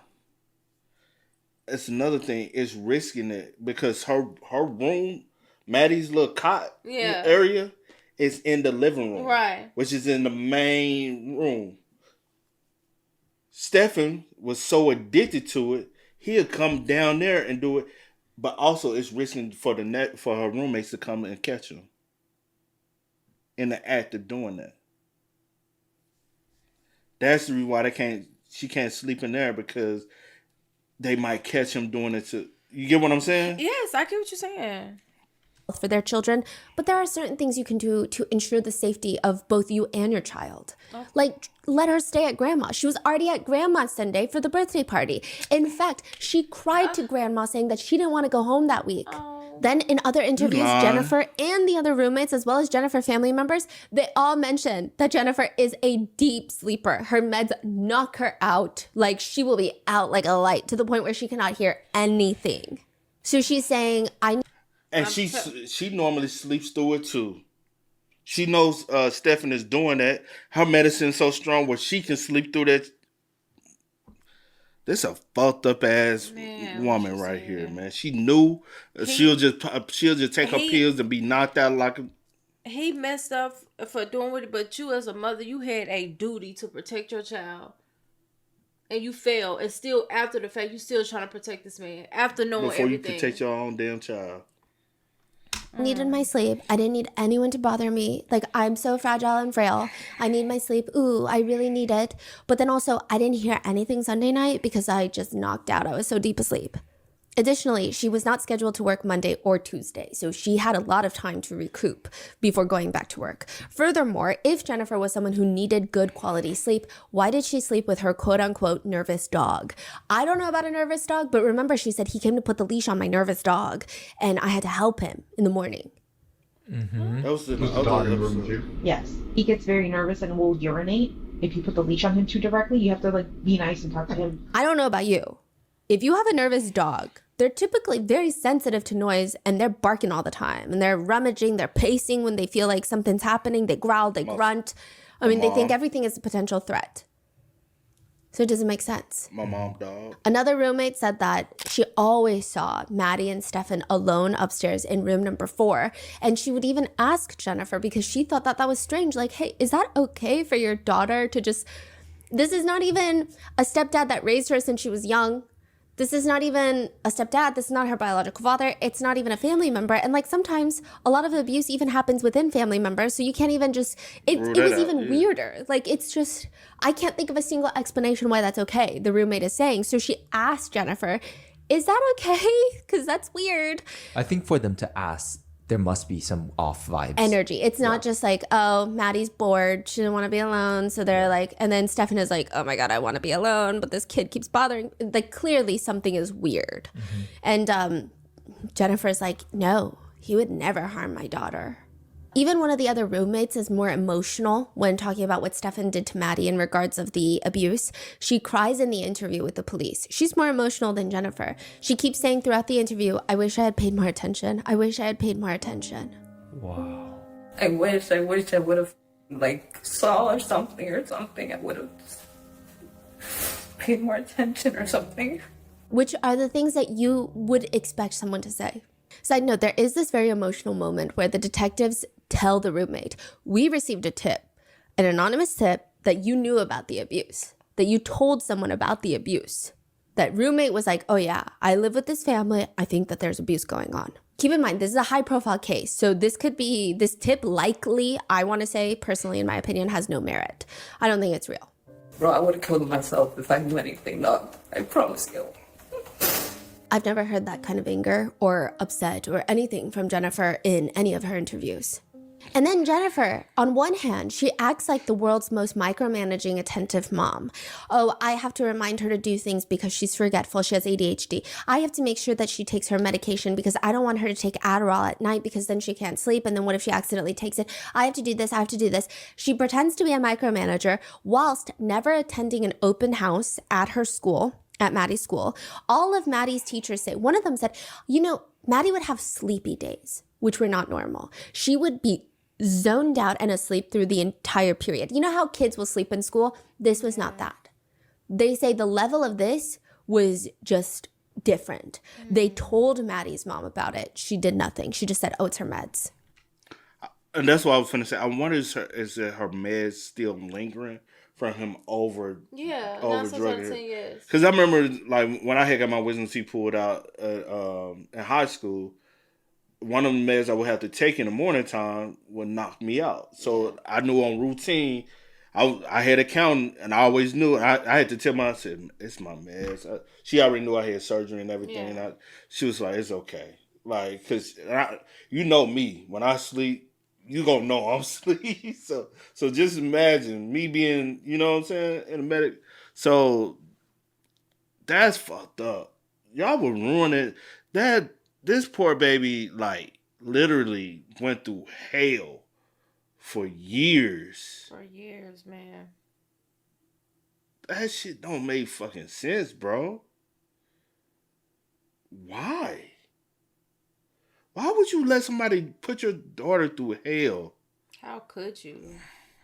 How could you do something like that? Even her birthdays, and then you take her life on her birthday celebration. It's supposed to be a happy occasion, but mama don't give a fuck. She just care about this man keep getting himself off. She care more about this. So you are micromanaging, but at the same time, you don't notice anything? And by all accounts, if you mesh together Maddie's teacher, Maddie's friends, Maddie's family members, all of their testimonies and statements, it seems like Maddie was doing so much better mentally after Stefan moved out and was slowly recovering. That's what it feels like. They don't know that because they just think, oh, she's been a lot better. She's been more attentive and more focused on her schoolwork. She's been more creative recently. But if you kind of put the pieces together, she's recovering after he moves out. Even Jennifer tells an officer, Maddie had the typical teenage attitude. The sass, the talking back, the disrespect, the pushing boundaries. She was very much doing that. But that calmed down over the last few months. Got even better when Stefan moved out and went to Northport. That's what she says. It's hard to believe that Jennifer never once sat there and goes, why is that? Right? No. You know why she did all that shit? Because she knew my mama allowed that shit to happen to me. So she had an issue with you too. Not even once? And then she said in a previous interview, they're best buds. Would you not be sad if your best bud moves out of the house? I would imagine that her behavior would get worse if they truly were best buds. And she sees this healthy father figure who loves playing board games with her innocently. One of Maddie's friends tells authorities that sometimes Maddie would just come to school crying. And then she would just say, it's fine, I just want to cry it out. But one of the most interesting things a few netizens have pointed out is the fact that, again, she's micromanaging medications, doing all of that, but then not really caring about Maddie at all, but also tracking Maddie's menstrual cycle. Jennifer mentioned that she has an app and Maddie will come to her and tell her when she starts her menstrual cycle. A few netizens have pointed out, quote, I never tracked my daughter's cycle. I just have supplies in the house when she needs it. And consider this, Jennifer is a drugged out fart in a whirlwind. This is their comment, not mine. Like, she does not have her there. Jennifer does. Okay, she does not. Does she seem like a micromanager and super involved mother to you? But now she's tracking her menstrual cycle of all things? Right. Now, according to Jennifer, she says, my entire day was focused around Maddie. I would wake up first thing in the morning, make sure she's ready, make her breakfast, get her backpack and water bottle ready. If she's taking lunch, get her some lunch ready. This is me doing this while she's getting ready. Make sure she takes all her medications before school, take her to school, come back. She was my entire life. Everything I did every day was for her. But again, according to teachers, she never even attended her daughter. Well, if you did all of that, but you claim Monday you didn't see her. Like, if this is a routine that you have with your daughter, Why you didn't do get it her on Monday? get her lunch, you get a water bottle, you make sure she takes her meds every morning. Why you didn't do it Monday? Why you didn't do it Monday? Because she was already gone. And you and Stefan worked up a plan all night and all day to try to figure out how the fuck y'all move on. That's just why she's not sad. She's already went through the sad process. It was very quick for her. Now it's the recovery process of how we get away with this. Because not only if Stefan gets caught, I'm going to get in trouble as well because I've been allowing this. And he's probably has you so fucking brainwashed, you know? Yes. And reason why you tracking the menstrual cycle is because you're afraid that he's gonna get her pregnant, and we gotta make sure she don't get. I ain't never heard parents track, you know, especially that young. Now maybe when they get to like 14, 15, she call herself like a little boy. You like, all right, you gotta start watching a little closer. You know what I'm saying? Paying attention. 16, 17. Some parents that even just throw the little girl on birth control. Like, here you go, birth control. You be like, Mom, I ain't even doing nothing. No, you gonna take the birth control because I can't trust, you know? But that's weird, bro. Tracking still, no. I mean, if you a parent, whatever, and you do that, the teacher's on, but that's Everything crazy, I did every day was for her. But again, according to teachers, she never even attended her daughter's open house. But then she's tracking her menstrual cycle. And this is another thing. I don't know if maybe, again, because I'm not a parent, I'm not entirely sure. But if I had a 13-year-old daughter, I would try to instill in her the responsibility of tracking her own cycle. So I would probably get her the app on her phone and remind her to track it. And if she doesn't, I can tell her to whip out her phone and we can track it together. But I don't know if I would track it on my phone and have her come tell me. Like, that's a little weird. Especially because Jennifer is not the type that's like, I need to have my eyes on everything. I am a perfectionist mother and I need to be hyper involved. Because you wasn't going to be sharing a space with all these people. One day she's a hyper involved mom. The other day she doesn't care at all that her daughter is being abused. Like, it doesn't make any sense. And then there's all the other small inconsistencies. The day that Maddie goes missing, she goes to pick up Maddie from school, but she only waits outside for 10 minutes. Some netizens feel like she knows that Maddie's not coming out of school because a lot of them are saying, I wait for my kids for like 30 minutes outside and they take forever and they're annoying. You know, it's like, it happens. She also says it's normal for Maddie to forget her phone, but the officer tells her straight up in the interrogation room. Her cell records and her cell data from her cell phone show it is not common for her to leave her phone at home. It is common for her to go to school with her. No teenager leaves their phone at home. It's what they're attached to it. She's left her phone home. Her cell data shows that normally it goes with her. So that's intentional. You know it's intentional because he left his too. Yeah. Right? Whether it's an accident last Friday, this Monday, was not an accident. Yeah. Regardless, investigators are clearly skeptical of Jennifer. One report reads, during the course of the investigation, Jennifer has been interviewed by detectives and the media. Jennifer has made numerous contradictory statements to detectives and media outlets. During initial interviews with patrol officers and detectives, she stated that Stefan took Maddie to school. During other statements, she said, we took Maddie to school. Yeah. Jennifer's whereabouts are also inconsistent. She initially stated that she did not take Maddie to school because of a new job, and then she later stated that actually it wasn't her new job. She had a doctor's appointment that day. Which, side note, she had 2 doctor's appointments that day. One that she actually did attend for blood work, her annual exams, and then a second one that she canceled the day of. And they asked her why she canceled it, and she said, I didn't want to go to a $350 Botox appointment. Now, most of the time, in almost all the interviews, Jennifer complains about not having enough money because she's on disability, and she finally got a part-time job at Disney. So maybe... So why the fuck you have a $350 Botox appointment? On my speak to me. I don't know nothing about no Botox. No, I'm saying, like, did she really have that? Oh, I mean, who knows? She lost so much. Who knows? We don't know. $350. I guess they could have found like where was the appointment. But why would you have that schedule if you are on disability? Right, you know what your income like. Oh. In almost all the interviews, Jennifer complains about not having enough money because she's on disability and she finally got a part-time job at Disney. So maybe she is a horrendous financial manager. I mean, I could see that totally. But also, $350 Botox appointment is a lot. So why did she book it if she thought that was too much money? Right? We don't know. That's not something you find out a day of. Yeah, Right, like how yeah. much it is. Yeah, I know how you- it's weird. There is a whole theory That's connected weird to this as that the we're going to get into in a second. Now, multiple officers tell her straight makes up no to her face that they feel like she's covering up for Stefan. And her reaction? Her reaction is, no, I just want you to understand that we're all the same. We all have ADHD. We're all forgetful. As in her, Everybody keep Stefan, using and this damn Matt. ADHD. And then at the end of one interview, she even asks, how long does somebody go to jail for something like this? Please tell me it's so much.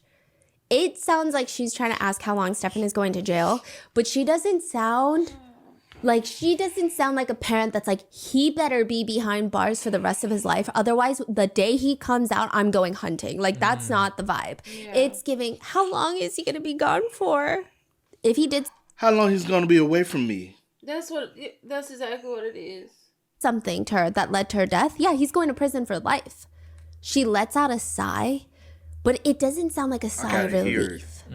Please. It play almost for sounds us. like a gut punch sigh to me. Like someone who is told very bad news.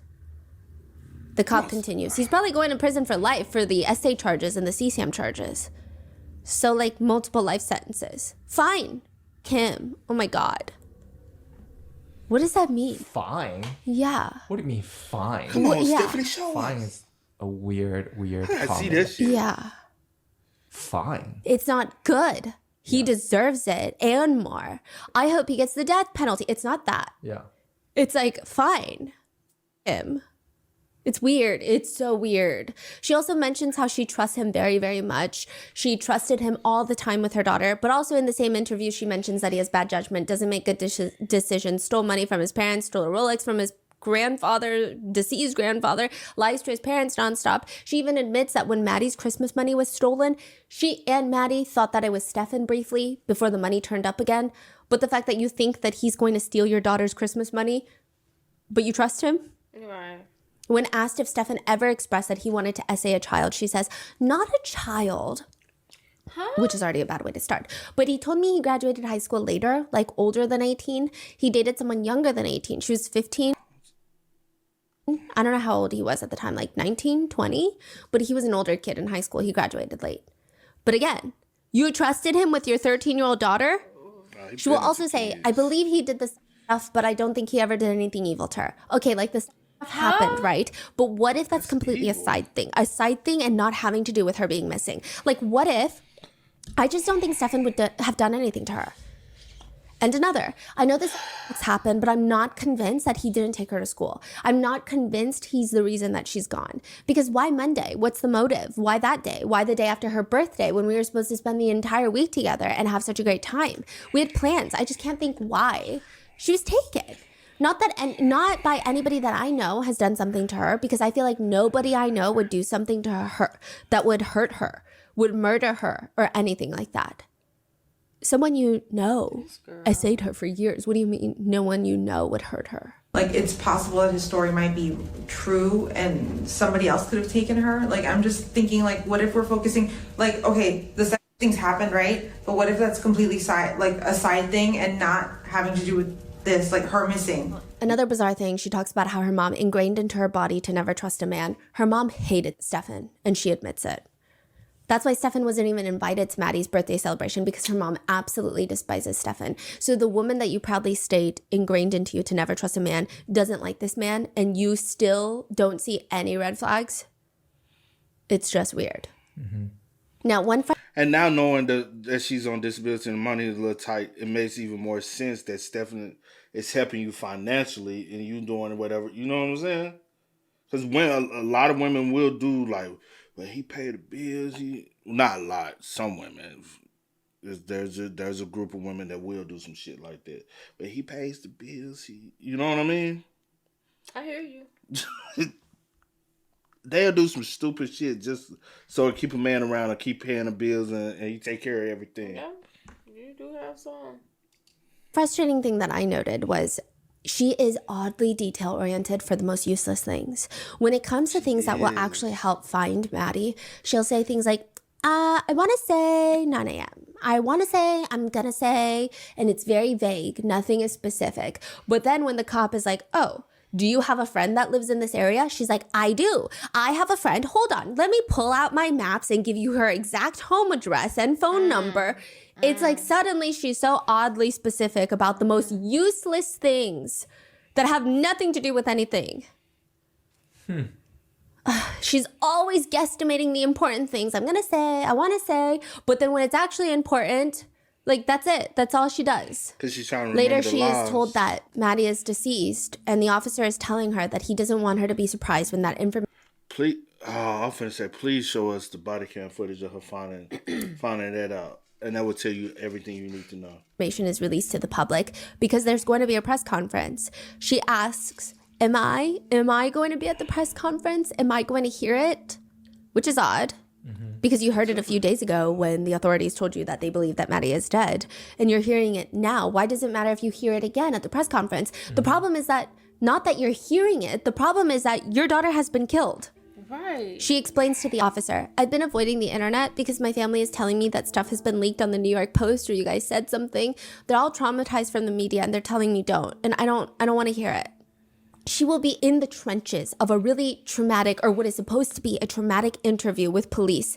And then she'll say the word shit. She'll say and then say, sorry, I have a horrible potty mouth. Another odd moment is that she keeps continuing to say that she doesn't believe Stefan would ever hurt her child. And she says, quote, this is a very bizarre quote. Before those images, I would have said absolutely not. But if you're telling me that on the other side of that penis they showed me was her with her mouth, then there's nothing else I can believe. That has to be true. But before that evidence, I would have said no. The way she's describing is so weird. Some netizens are like, it feels like she is describing seeing a picture of her husband and a mistress. Facts. Clearly, she doesn't care about the daughter, and all she cares about is like, can you 100% verify this man that I like was intimate with someone else. What's even more bizarre is both Stefan and Jennifer will constantly talk about how forgetful Maddie is because she has ADHD. But if you go through all of the police reports with Maddie's friends, family, teachers, counselor, they all mention one condition, and it's not ADHD. It's the fact that she has asthma and carries an inhaler. So most people would assume if your daughter is missing, you would tell the police she has asthma. She needs her inhaler. I can't find her inhaler. I don't know if she has her inhaler. What happens if she has an asthma attack? Because yes, ADHD is a debilitating thing, but asthma, like you're talking about in very serious situations, it could be life or death in a minute. True. Jennifer also states that Stefan would sleep with his shirt and his boxers, sometimes pants, but from Stefan's own Reddit comments, he responds to a thread. People who sleep naked, why? He responds, shirts and shorts get caught up in the sheets. Naked allows you to move, turn under the sheets without them getting caught up around you. Which leads us to the conspiracies. The CSAM conspiracy. There are variations of this theory, some believing that only Stefan is involved in profiting off of the CSAM because remember, they found hundreds of photos. Profiting? Let's see.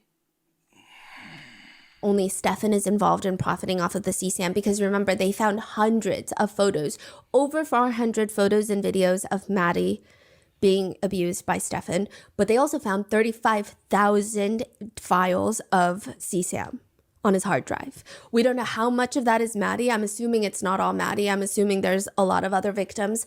Now, it doesn't seem to be under the impression that the police believe that he victimized. Oh, he's selling it too. That's why he's not putting his face in it. But you see her face, but not his face. Others, or if he was purchasing the CSAM or downloading it off the internet. Regardless, it seems like a criminal enterprise is what netizens believe.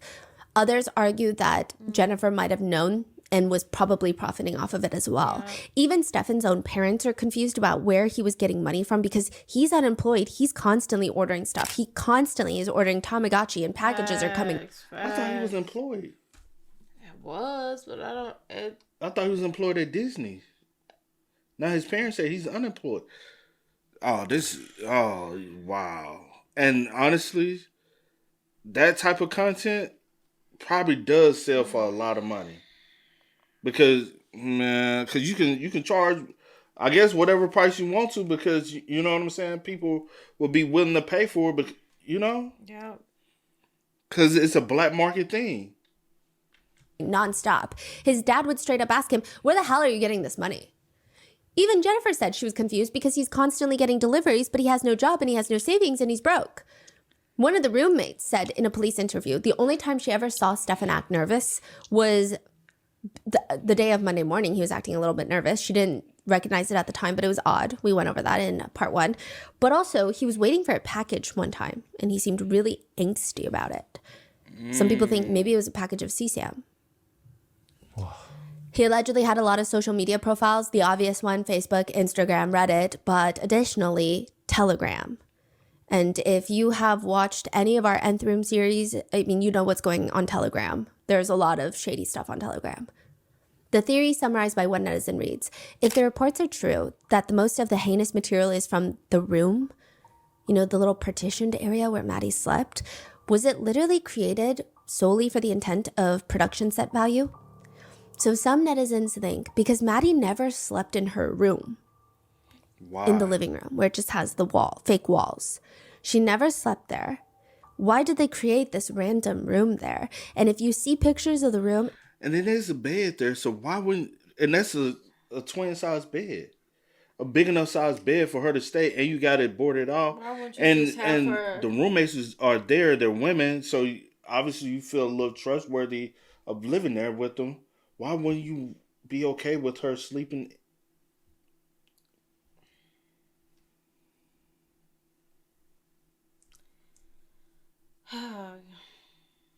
there?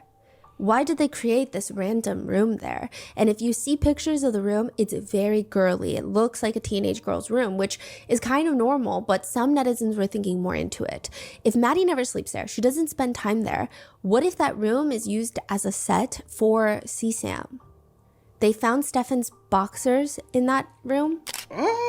So it feels like it could have been used for CSAM production because maybe they want to make it... And the internet... And the internet router, which you can put that anywhere, but the closer you are to the router, the faster the speed. You know what I'm saying? Oh. And so it feels like it could have been used for CSAM production because maybe they want to make it look like a little girl's room where the CSAM is happening, the abuse is happening, for some disgusting fetish. And also, if you look at pictures, there's a webcam directly facing the bed area. But again, it could be more innocent. It could just be the setup of her room. She likes to sit on her computer. And even Stefan's mom says, though, well, ask yourself the big question. The really big question out there is all that stuff on his computer, all that stuff on his phone, all that money that was coming in by the handfuls and the way they were spending it, where did it come from? True. Stefan's dad says, we're very suspicious that there was some kind of enterprise going on. And of course, police won't tell us anything about it. There's a bigger web, possibly. And in a release document, the warrant reads, the files depict the performance of a child. The images were taken in a way to elicit a response from the viewers. The netizens who believe are split on whether or not Jennifer was involved or not. They bring up the Botox. They say, where is she getting this money for a $350 Botox appointment? Perhaps she knew what was happening, but she changed her mind the very last minute because she realized how shady it looks if she goes to that appointment that day. One big component to this theory is that there are reports Stefan is receiving commissary money from a 55-year-old man in Florida. There's not much information about this man out there, verified information at the very least, but it appears that he's really the only other person sending Stefan money aside from his family members. It feels random, but the only thing that you can really find on this guy is that he was apparently arrested for openly self-pleasuring himself in front of minors. So you can imagine, how do these two people know each other? In addition to those who believe Jennifer is involved in the conspiracy for CSAM, there is another piece of evidence that people are using. In a jailhouse phone call from Stefan's parents to Stefan, his dad asks him, are you cooperating with the police about her participation in any of this stuff? There's been no opportunity for me to cooperate with anything. As I understand, the police keep saying that I'm uncooperative, but they haven't asked me anything to cooperate with, so whatever that means. That's one big conspiracy, but that still doesn't cover motive. Even Jennifer, which is weird, she says there's no motive. They were about to have a great weekend. So why would he kill her that Monday morning, Sunday night, Monday morning? What would be the motive? Maddie's friend mentions to the officers that she did notice something strange with Maddie recently. They're usually cycle synced, but Maddie had not had her period around the same time. When police questioned Jennifer about this, Jennifer says, actually, that is weird. She was supposed to have she goes missing on the 26th. She was supposed to have her period early February, in the beginning of February, and she did not. Now, my understanding is that you had some sort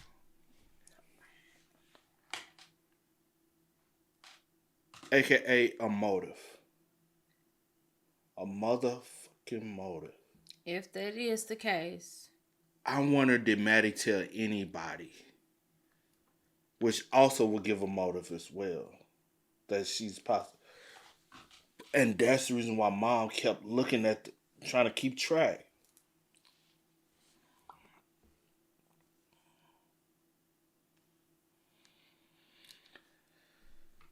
Oh, wow. That's the kicker right there, see. She was supposed to have it early February. And she never had, because I didn't know about the connecting one when you were around until you told me. I didn't know there was a thing where, you know what I'm saying, y'all can be in sync because y'all so in sync. Where y'all can, syncing up like that. But she was supposed to have it early in February. She goes missing February 26th. She's pregnant. Or can be thrown off because of all the... I'm just giving another option as well. But it could definitely be that if she didn't come on, at all.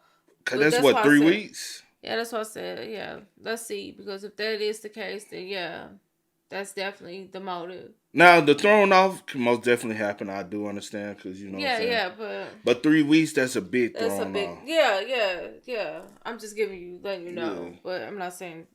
Anyway. That just made me...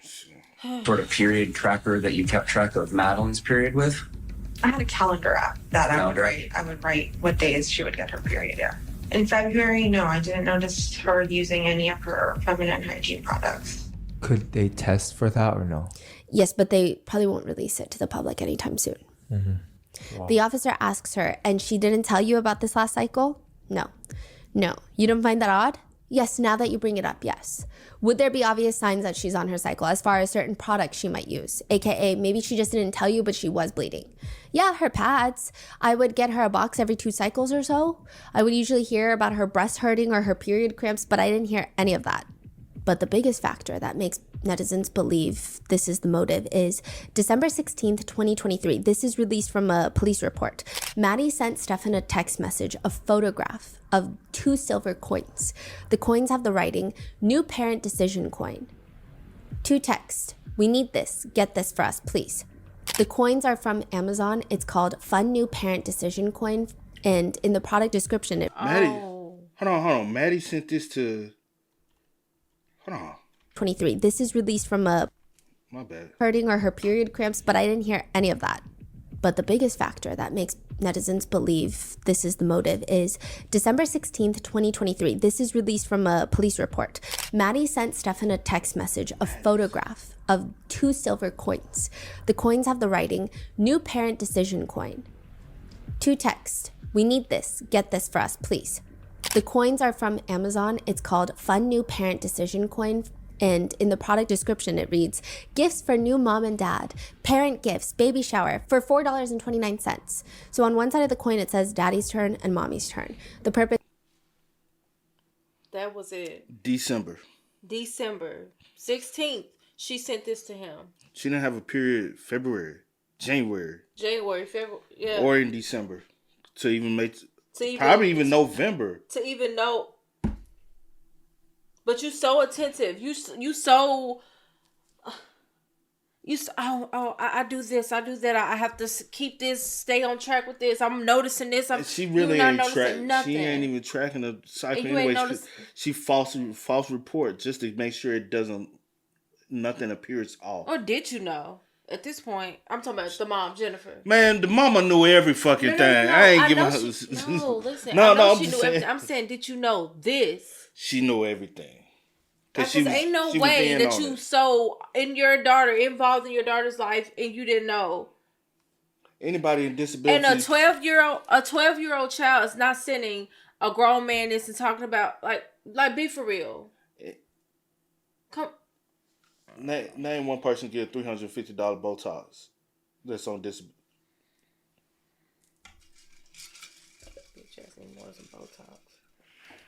Purpose being, I guess, if the baby is crying in the middle of the night, you flip the coin. Who goes? This is in December of 2023. Damn. So 2 months before she goes missing. Damn. Okay. The description reads, if you have friends or family members that are pregnant or are new parents, this is a perfect gift for them. The case report reads, this is not speculation on my part. The case report reads, due to the fact that this conversation was not near Father's Day or Mother's Day, leads one to believe Maddie and Stefan had possibly spoken about conceiving a child. Perhaps it could be that. Some people who don't believe in this think that maybe it was for one of their Tamagotchis. But if you go on Reddit, a lot of people say that Tamagotchis, the lifespan of the Tamagotchi being a baby, is like an hour. Where you just have to be a lot more attentive to your device because the Tamagotchi is a baby. Yeah. But you wouldn't need to spend money to flip a coin for like an hour. It's weird. But some others believe maybe it's not just pregnancy, or maybe it's not at all pregnancy. It's jealousy. In the interrogation room, there's this very odd moment. Did he have any kids his own self? I don't think so. Where he asks the officers, okay, the officers are asking him actually, what happened Sunday night between you and Maddie? Like, did you guys have any sort of conversation or did an incident take place? And he says, you mean like a fight? Which is weird. What would a 38-year-old man and a 13-year-old girl fight about? It's one thing if you're a good parental figure and you're butting heads over some sort of disciplinary situation, but I would hardly describe that as a fight. He tells officers... That's why I said in that last body cam we did, how does a child fight with the adult? It's not a fight. It might be a disagreement, a bickering at the most, but it's not considered a fight. Disciplinary situation, but I would hardly describe that as a fight. He tells officers, no, Sunday night was completely normal. She was very happy, and she was telling him about a crush that she had on a boy at school. And they ask him, how does that make you feel? She knows she's not old enough to date, but I told her crush on. Do you think, has she had any boyfriends in the past? Not per se, but boyfriends as however they can be. Early on, we decided that she was too young. We decided you ain't her daddy and you ain't even with the mama. You know what that shows? Signs of rage and jealousy. Like, bro. Because there has been times where grown men be messing with these little kids and then the kids say, hey, I got a crush on this guy at school. And then they get into a jealous rage. Like, it's like, why are you jealous? You know what I'm saying?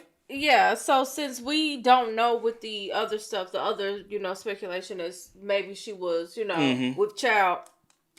I'm not going to put that, because I don't know. It hasn't been confirmed. Yeah. But then you have this. It could be that, but then you have this. It could be some type of like jealousy rage. First of all, we already discussed she's too young. That she's too young. Who is we? You don't even need to be there. First of all, she has a biological daddy. And she broke up with you. Why you there? Why you there? And then if you sitting talking about he ain't got no job and he broke, why he there? Which also makes me believe that he was involved with selling explicit content. Yes, and you knew that. And when you kicked him to the curb, the money started drying up. Cause I'm like, she's this, and that's the reason why she had to go find a part-time job. But she invited his ass back because she needs the money. And he looks like, I ain't gonna hold you, bruh. When you paint that ideal picture of what you think a PDF is, anybody. I'm just saying that ideal image. Needed to avoid that BS. All right, being that she's too young, so she shouldn't be having sex with boys. None of it counts. It's real. What do you mean? None of it counts. None of it's real. Oh, has she ever disclosed that she was being active with boys? No, not that I'm aware of. What do you mean by that? It just feels like he's jealous. None of it counts. None of it's real. Fine. Why would I? Fine. It's weird. Perhaps it's a combination of jealousy, pregnancy, and potentially control. Like I said, everybody said that Maddie was getting better. Maybe he felt like she is loosening from his grip and it's only a matter of time before she tells somebody. But with the potential control narrative of if control was the motive, it doesn't make sense how he could allegedly kill her, because it's even more risky than what he's already done. But another aspect of this conspiracy is that maybe he thought that he would never get caught. In another thread on Reddit, he talks about how he loves having guns. He writes, in an ideal world, a gun would never be needed. But we don't live in an ideal world. We live in the real world where bad things happen to good and innocent people all the time, and often with no resolutions or convictions, especially in some of the areas I have lived in. He writes, therapy is for victims. And therapy is great for victims, provided the victims are still, alive and well, and therapy may or may not help the victim in the long term. How about not having a victim at all? If a scumbag attempts to kill me or my loved ones, why should I roll over and let him? I am alive, and I therefore have the natural right to continue living. That is something I believe, and I will defend with my own life. If someone attempts to take it, if someone had an assault rifle and was trying to kidnap my wife or child, there would absolutely be some lethal gunplay involved at that point. I would not sit idly by and just let it happen and hope that the cops do their jobs well and hope my loved ones are too molested or too murdered by the time that they're found, if ever. Are you okay with standing by while someone you love is R-worded, murdered, kidnapped, beaten, robbed, maimed, etc.? Is it okay then for a person to decide whether their victim lives or dies? Which is very rich coming from him, right? Considering what he's accused of doing. So you've got the CSAM ring allegations, which, side note, I believe that a choir teacher, Madeline is a good singer, by the way. She was in choir. A choir teacher at the same exact middle school that Madeline Soto goes was arrested for having CSAM on his phone. This is a recent development. From this case? This is her teacher? Her choir teacher. What? I want to go into that line.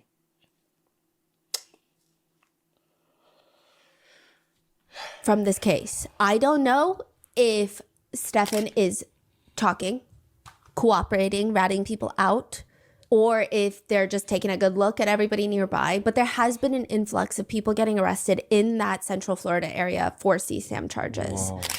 Maybe it's connected, maybe it's not. I think we'll just have to wait and find out. But we have the CSAM allegations, this bigger theory that seems every day to seem more and more true. And then you have the motives, jealousy, control, and ultimately the biggest theory and motive, pregnancy. Yeah. And then you also have... What if Stefan was like really getting money from this? You know what I'm saying? He ain't gonna go down by himself. A lot of them, I'm not going down by myself. Of people debating about the impact that Stefan's parents are having on this case. They've been a huge part of this case. They've been interesting figures in all of this. They will say some absolutely transparent stuff about their own child, Stefan, valid things about him, but then also go and defend him at other points. His parents have said about their own son, if his lips are moving, he's lying. We don't know if it's the truth if his lips are open. He's a gaslighter, He could make you think that things were one way when they were a total other way and do it with such sincerity that you questioned yourself.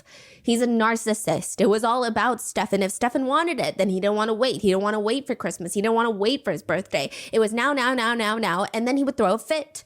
Mm-hmm. He would steal his parents' money, jewelry, his grandpa's heirloom Rolex that he left behind. I mean, just nonstop. They would say all the most transparent things about him. But then on one hand, it does seem like they're sticking by their son, Stefan.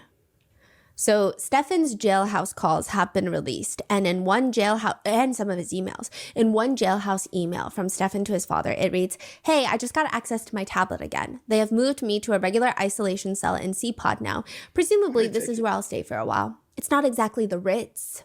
It's a small cell, and the pod is quite noisy. I didn't think that I would miss the medical pod, but now I wish I was back in that big cell. Where I at least could partially see out the window and look at the sky and the grass and the trees off in the distance as they swayed in the breeze. But in this new pod, the mat is flat and has very little cushion left. The cell is small, filthy, and has some spots on the wall that appear to be bloody fingerprints." He then requests his parents send 2 books to him, Congo and The Hobbit, potentially a 3rd book on how to make origami because it, quote, "could be interesting to learn and it's a good way to pass time and satisfy my need to create and craft and use my hands." He also sends his parents a lot of very annoying to read woe is me emails. They read, I just got a good look at my face in the dark reflection of my tablet. My eyes are a bit sunk in with dark circles underneath, and my cheekbones are sticking out so much they look like they could cut you. I don't doubt that I'm continuing to lose weight. I am now going on 4 months in here, and all that time I have never felt a full stomach. And have in fact forgotten what it is like. There is never a time these days when I don't feel hungry, even right after a meal in which I completely clear my tray. I still feel hungry. Write me a monologue. Nobody cares. Who cares? Later Right. in the email, he asks for more money. I have only 7 coffees left, which is dangerously low for me. I usually like to have 2 a day and have started rationing down to 1. But soon I will have none, and then I will really be glum. I also only have 3 pieces of root beer candy left, so things are getting quite bleak here for me. Stefan calls his dad from jail and denies the murder. He says, Obviously, it's not true. I never would have wanted her gone for any reason, so, premeditated first degree is kind of a punch. that he's getting charged with that. He's like, whoa, that's unnecessary. That's overkill. That's basically his tone of voice. Annoyingly, he goes on to talk about how that week, was going to be a great week. Why would he have motive to kill Madeline? He says, we were all very happy that I was there. We were happy that the 3 of us were together. It was shaking up to be a great week and a great visit. There's no reason for anything to happen. He also mentions about the whole situation with Madeline, the essay situation. Well, I didn't start it. Is he implying that Madeline started it? Or is he implying that Jennifer started it? What is he implying? Right. Like I said earlier, he ain't going down by himself. Yep. Jennifer, get ready. You are going down with him. If he has to go to jail, he committed the murder. He probably committed it all solely by himself, but he's not gonna. He is too, for the term, narcissistic about the situation. He feels as though he has to control every aspect of it. Jennifer, you going with him? Yes, she should though. As she should. What she should. Yes, she should. Yeah, that's so true. Ain't no way whoever. Never mind.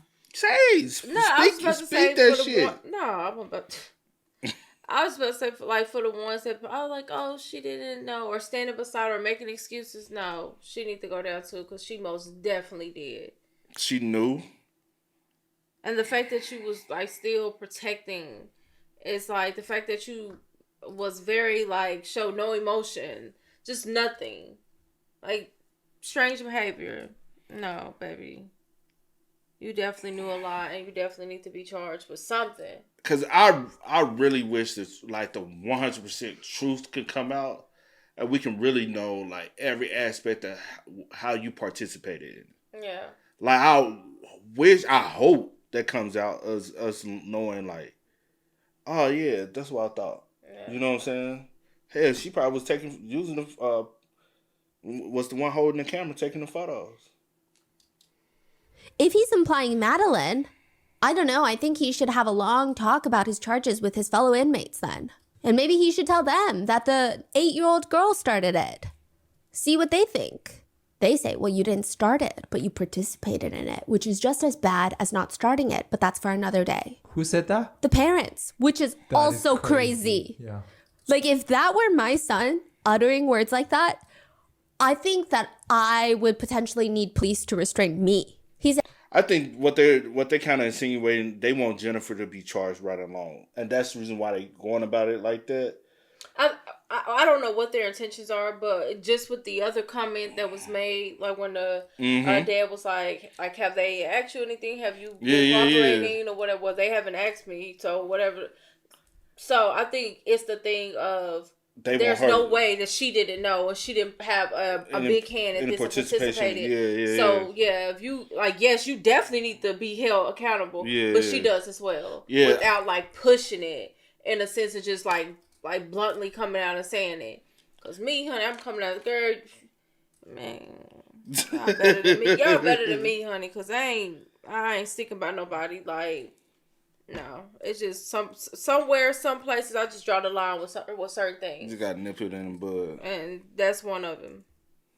He says, I would never wanted that for her. I'm not really sure that any one person is specifically responsible. It's probably a combination of factors that led to it. I have never felt anything like that before. It was horrible. He also continues to rant to his parents about how bad prison is. He says, my core temperature was down, like a degree or two lower than it should have been every time they took it. First night, it was concrete floor with a rolled up toilet paper for a pillow, nothing else.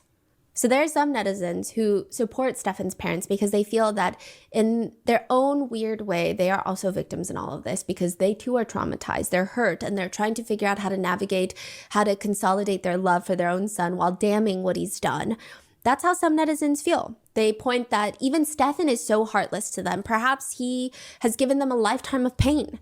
When on the phone with Stefan while he's in jail, his parents tell him, the penalty for the crimes you've been charged with, they carry a minimum 40-year sentence. So obviously we're going to be gone.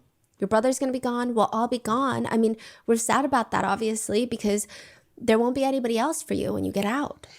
Stefan does not care. His response is, yeah, well, I'll be lucky if I'll have another 40 years left in me either, so. At the end of the call, he asked them, if you wouldn't mind putting a little more money in my commissary as well. All right, well, I can't do much, Stefan, because we really are, when I say dead ass broke, I mean dead ass broke. But I will do what I can. Stefan's mom tells officers she feels like she's in the 7th ring of hell. They state he did this and we know that now. We're not making excuses for him, but we cannot abandon him. They also mention how they're getting harassed online, but Stefan just says about them, Stefan says this, that he hates going to his parents' house because it's full of poodles and deaf old people, aka his parents. But some netizens blame his parents because they're like, I think that the parents played a role in how he became this way. And the fact that they're supporting him after all these charges further validates that they are enabling him to some degree. It just seems like they baby him. A lot of netizens express frustration with the fact that he's nearly 40 years old. He's doing nothing with his life. His parents just let him. They pay his rent. They let him stay in his room painting figurines all day, sleeping all day, just eating dinner whenever they have food prepared. His room is so dirty that his mom wants to put on a hazmat sticker over his door. But again, they're letting him. They complain about it, but they're letting him. They also talk about how the poodles are noisy and it just causes so much tension. How the fuck they talking about they dead ass broke? Motherfuckers don't know what dead ass broke is. Man, first of all, y'all paying for his all that? Y'all got poodles? Poodles ain't cheap. But he ain't gotta know what type of money they got. But also, my thing is like, I ain't no parent, and I don't like. I don't know. Like a lot of parents do be sticking by their kids. Like no matter you what. don't want like it's your child. You like yes, I'm not gonna make excuses for them. I'm not going to But we love our child. At the end of the day, it's still our child. I'll stick beside you as far as like through the case and through the trial and all of that. But at the same time, I'm not making excuses for what you've done, but also like she just said, like Stephanie just said, like sometimes a lot of times the parents be the reason why the kids turn out the way they are, and then the fact that he is so like an older 37 38 or whatever the case may be, and y'all are still babying him, y'all still taking care of him, y'all still are enabling him. That's an issue. You know what I'm saying? Even still now, he locked up and he talks to y'all crazy and just feels so entitled. Just be able to provide for him anytime he wants y'all to. Yeah. Like I don't care what you're saying. Just put some money on my books and hear me. So I can get my coffee and my root beer. My coffee and my root beer candy. And send me 2 books so that I can stay occupied. And 3. Okay, send me 3. The was it origami? Yeah. Send me 3 books. Whatever. Like, no. Him. They also talk about how the poodles are noisy and it just causes so much tension in the house because Stefan doesn't sleep at night. He sleeps through the day. And if the poodles bark in the day because, I don't know, the mailman is coming, then Stefan will have Well, Stefan needs to get his grown ass out the house and go get him a job and get his own crib. Why Stefan's up at night and sleep during the day? And that's a question as well. What you doing? Because you're not working. So what are you doing?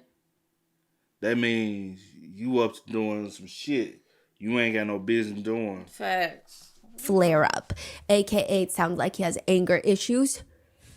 This is again a 37-year-old man. In the same interview, Stefan's parents will talk about how he has a high IQ and he's highly intelligent, and they say that his IQ is bordered on genius and that he has a deep empathy for other people. They will also say some things that Well, you need to take trigger an a IQ lot of test. medicines.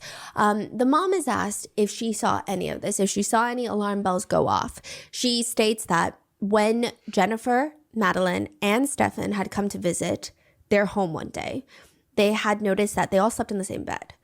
And she was like, no, you cannot do that. Maddie will sleep with me. Grandpa will sleep somewhere else because that's weird. And she claims that she told Jennifer about it, and Jennifer was like, whatever. And she just felt like they're going to do what they're going to do, and there's nothing that she can do to stop them. But then at the same time, she'll say that she never suspected her son would do anything to Maddie because Maddie would even go over to Stefan. Why the fuck you didn't say something to your grown ass son? Check the mom, but also really check your son.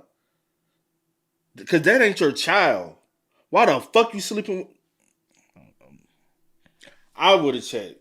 You know what I'm saying? I would have been like, that's weird as fuck. Don't ever, you know? Suspected her son would do anything to Maddie because Maddie would even go over to Stefan, give him a kiss on the cheek, and tell him that she loved him. I'm sure they're just trying to explain how they never suspected anything, but in certain situations, this could be miscommunicated as almost victim blaming in a sense. They also seem more shocked that Jennifer would let Maddie and Stefan sleep in the same bed together rather than, why is your son sleeping with a 13-year-old girl? Even if that were the case, I would expect my son, my hypothetical 37-year-old son, to be like, hey, I don't think I want to be in this relationship anymore because Jennifer, you're weird, first of all. And second of all, I'm not sleeping with your 13-year-old daughter. This is weird. I might call CPS on you.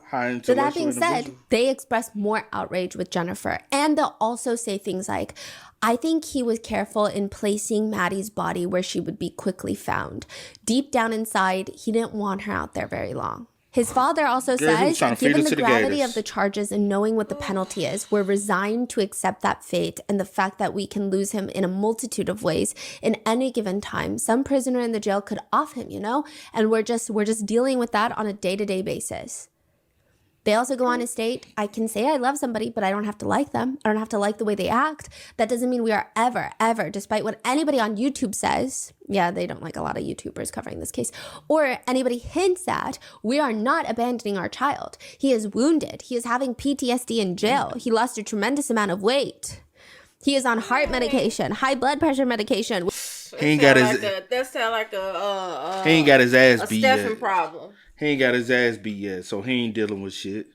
Wait till he go in the real penitentiary and get his ass whooped. Stefan made the decision to do the things he did, and that's what needs to happen to him. Somebody needs to bend his ass and PTSD. What you got PTSD for? Tell him pop some pills and you be numb and left to the point you can't resist. Man. And they have fun to take photos of your ass. I'm trying to hear none of that. Which he has not been on before. I understand that people think he needs to suffer. Well, yes, okay, he needs to be punished. He needs to suffer. But don't expect me as a mother to turn off my heart and say, buddy, you're on your own. I don't like you. I don't like what you did. And I'm not going to stand by you one bit because I want him for the time that he has left on this earth. We don't know how long that is. I will give him as much support as he needs. I want him to be strong in mind, body, and spirit. Wouldn't you do the same? Wouldn't anybody? No, I can confidently say that I would not. I do also find it very interesting when someone that is accused of taking another person's life, especially a child's life, can do something as heinous, but also have the audacity to bring up that they have high blood pressure. Like, I'm supposed to find some care in my heart for that. Right. I know lots of innocent people who have high blood pressure and they don't make it a thing. You killed someone allegedly. Why make it a thing? Some netizens also feel like they're going to try to dump all of this on Jennifer. In one of the jailhouse calls, Stefan's parents tell him that Jennifer was, quote, speculation that she's been put in an institution and hiding in an institution. At her lawyer's request. So they're saying her lawyer is telling her to go to the institution. It'll probably look better for you. We don't know. We don't know if this is true. We don't know if it's not true. We don't know anything. In another interview, Stefan's mom says, I'm not letting Jennifer off the hook at all. I cannot believe someone let this go underneath their nose for 7 years. I don't understand how she did. I can't. Bitch, you let your go. My bad. I'm irritated. I'm just like, okay, two things could be true at the same time. Yeah, she let things go on. She knew about things and she turned a blind eye. But your son also was doing the things that he was doing. Hold him accountable. They also turned a blind eye because y'all know y'all son was the way he was. Like, because you literally real. just said he a grown man. They came and spent the night at your house, and instead of confronting your son about it, you confronted the mother about it. I'm getting both of y'all tail. Yeah. Hey, come on, we need to have a talk, man. Maddie, you go lay in the bed, go to get you some nice rest, and I'm sure she was happy as hell to not sleep with them that night. Because he probably would have did something. He probably had a fantasy to do something. Man, you know, people be having sick ass, weird ass I ain't fantasy. trying to think about that. But And I'm sure she was happy to be away from their ass. Yeah. Because you should have pulled both of them to the side, had a conversation with them, and say, we see some shit and it don't look right. Yeah. And address the shit right then and there. No, y'all have been babying y'all damn son. Y'all have been pacifying him and letting him get away with shit. And that's what he thinks life should be. Mm-hmm. That he's able to get away with certain shit. Facts. Weird, bro. Didn't have a connection with Maddie enough that Maddie could go and say, hey, maybe something's not right here. They say the immunity galls me. All the lies, all of the things that she did are all wipes clean. She never has to worry about it again. Which again, that's not how derivative use immunity works. But it's almost like saying, I understand why netizens are upset with Jennifer, but why is she upset? Yeah. That's almost like saying, if Jennifer had been a better person, she could have stopped my son from being a deplorable person. And Stefan's dad is on the same page. He writes an email to Stefan while Stefan is in jail that reads, we all know that redacted, likely Jennifer, was heavily involved in this, and I am disgusted that she is free and you are not, when this is not all your fault. You need to think about yourself more and her less. She sure isn't thinking of you and how she can help you right now. That whole family is willing to stay quiet and let you take the fall for everything. Stefan's dad even tells the authorities, I think Stefan's decided to be the fall guy in this because he's feeling remorse over the inappropriate relationship that he's had with Maddie. Inappropriate relationship! Speaking of remorse, Stefan's mom says about Stefan's interview with news outlet after Maddie goes missing. Remember, he was like crying, his eyes were red. The other thing is that as a mother, I have not seen that mother cry. You do not fake the sound of his voice. Like, I have not seen that child cry like that. My son, you do not fake that sound in his voice. The clogged sinuses that he was dealing with, that man was sick. I just know that he's the only one that's feeling any remorse or any sorrow for that child. Jennifer is not. This is freaking crazy. Yeah, they also bring up that Jennifer was a bad influence on Stefan right off the bat because they bring up her drugs, aka the medication that she takes. And don't get me wrong, I will side-eye Jennifer Soto until my eyes are embedded next to my ears on the side of my skull. Mm-hmm. But that's for not protecting Maddie. Yes. That is not for being a bad influence on Stefan. Right. Stefan's mom says Jennifer is, quote, she's bipolar, she's bisexual, she's a drug addict, she has a young child. Yeah. Your son a PDF, a murderer, and kidnapper, and probably whatever else that wasn't mentioned. Girl, what are we talking about? Pervert. Y'all draining me. A sick individual that can only get off on deceased corpse or the image of a... Come on now. What? She also rants about how Jennifer can't keep a job, but neither can your son, so I guess they're a perfect match. And also, ma'am, your son is accused of CSAM, abuse, and murder, but you're upset about someone being bisexual? Stefan's mom also has a moment where she talks about how a lot of girls will go after Stefan, like they'll pursue Stefan. She seems like the mother-in-law that calls all of her son's girlfriends just crazy, obsessed. It's like, I don't think a singular person is running after your son like that. Investigators even asked Stefan's parents, hey, like, do you know what kinds of people Stefan is into? Because it seems like he's into minors. But she says, no, he's into big boobs. Which is the total opposite of what Jennifer states. Jennifer was also asked if he has any kinks because they're trying to figure out, has he spoken to people about his interest in, doing the worst thing that a human can do? But she says he's into butts. He really likes it, keeps begging for it. But she says no because it already hurts. Because it's very thick. Those are her words, not mine. I don't know, okay? But then his mom is saying big boobs. And so some netizens feel like that's... Well, how would Jennifer knows she said he can't get, the other girl said he can't, he even said he can't really get it, you know what I'm saying? He said he went through a depression thing. Yes. So weird. It feels like she's saying that to make Stefan appear like a well-adjusted man that likes full-grown women, which is clearly not true. So now Stefan is facing 2 trials in court. He is now awaiting 2. He has been charged with 60 counts, including 8 counts of sexual battery on a child under 12, 5 counts of sexual battery with a child aged 12 to 18, 7 counts of lewd molestation, 40 counts of unlawful possession of materials depicting sexual performance of a child. And each of those 40 counts means 10 or more files. So it's not 1 per file. Right now, that means they've found 400 images and videos, but it's likely more, 35,000 on his hard drive. But in terms of what they're charging him for, like they don't need to charge him for every little count. They might add on more. And eventually he was charged with first-degree premeditated murder. The prosecutors file a notice of intent to seek capital punishment. They're going for the death penalty. This is in Florida. This But is it's a death clear that penalty Stefan case. has no remorse, at least in my opinion. He tells his dad while he's in jail. Obviously, there are concerns that the police are artificially inflating everything up as high as they can possibly do it. You know, what is the plan? What the plan is there, the prosecutors, so they're just trying to scare me into pleading down. Or I don't know. That's what he says. Additionally, there's a level of delusion that he has. He tells his parents to have his social security card ready just in case he gets released. This is after the murder charges are tacked on. He even emails his dad, "As for my Tamagotchi and VPet collection that is hanging in the closet and around the room, don't do anything with them just yet until we know how things will shake out. A lot of them are rare and expensive and difficult, if not impossible, to replace in the kind of pristine condition they are in. So leave them for now until we know more about what my situation is going to be." Boy. You're about to be someone else's Tamagotchi in jail, okay? That's what I'm talking Let's get our about. mind back to reality. He continues, "I have access to the law library, which has a lot of case, law rulings.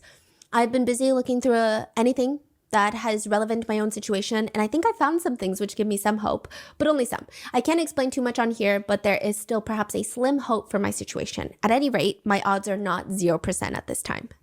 I genuinely think that he, to a degree, thinks he's going to get away with it, because previously on Reddit, he talks about cops and he says, cops don't get paid enough to honestly investigate anything, and nothing will happen unless you do their jobs for them and hand them all the evidence yourself. Fingerprints are really only something that gets pulled in movies or on TV. All the movies and shows make it look like they're going to catch you no matter what, but it's just what they want you to think. In reality, it's almost the opposite. Most cops don't really have any investigative skills and are low on deductive reasoning or just don't want to work.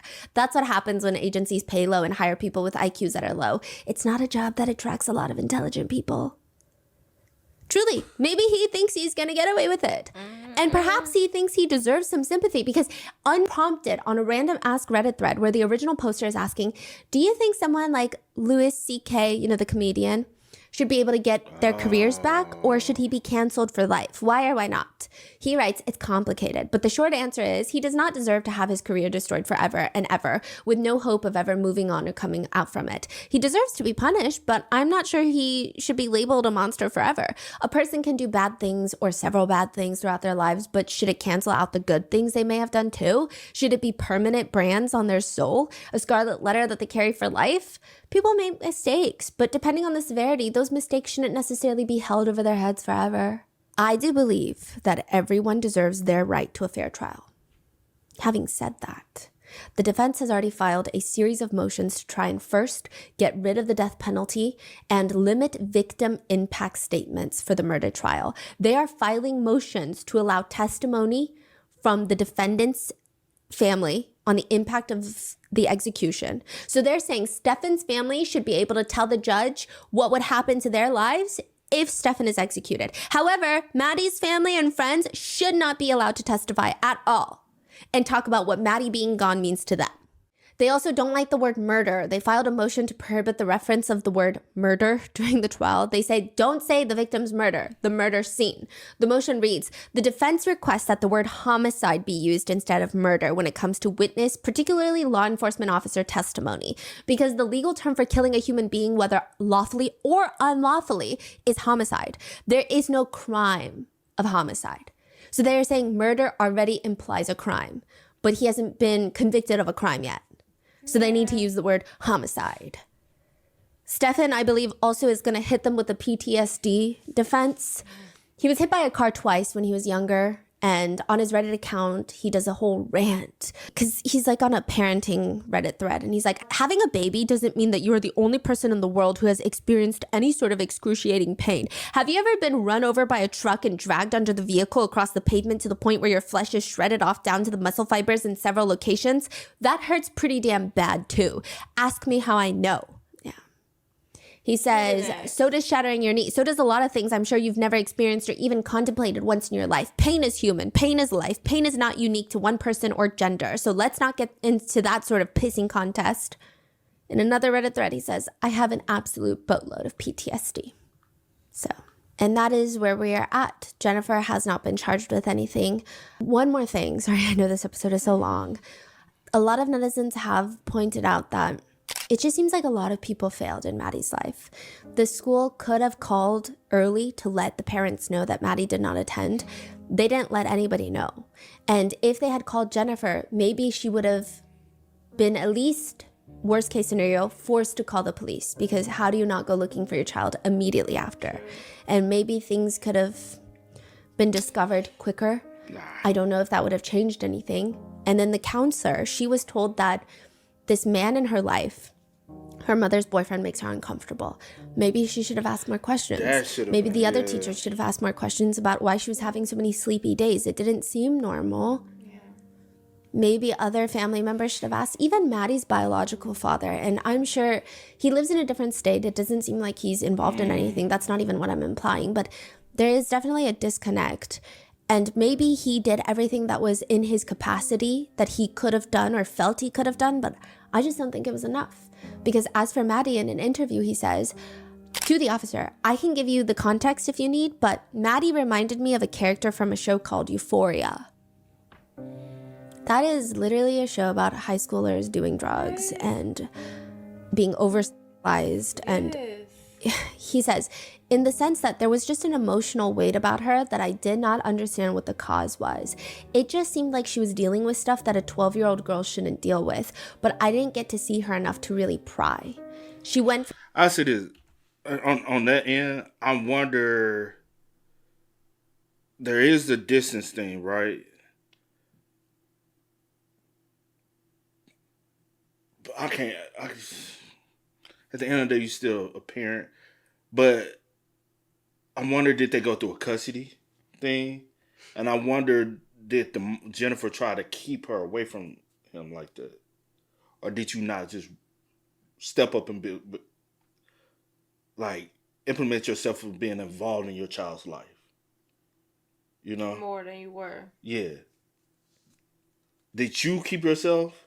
Or was Jennifer keeping you away? Because if Jennifer wasn't keeping you away, you're at fault as well.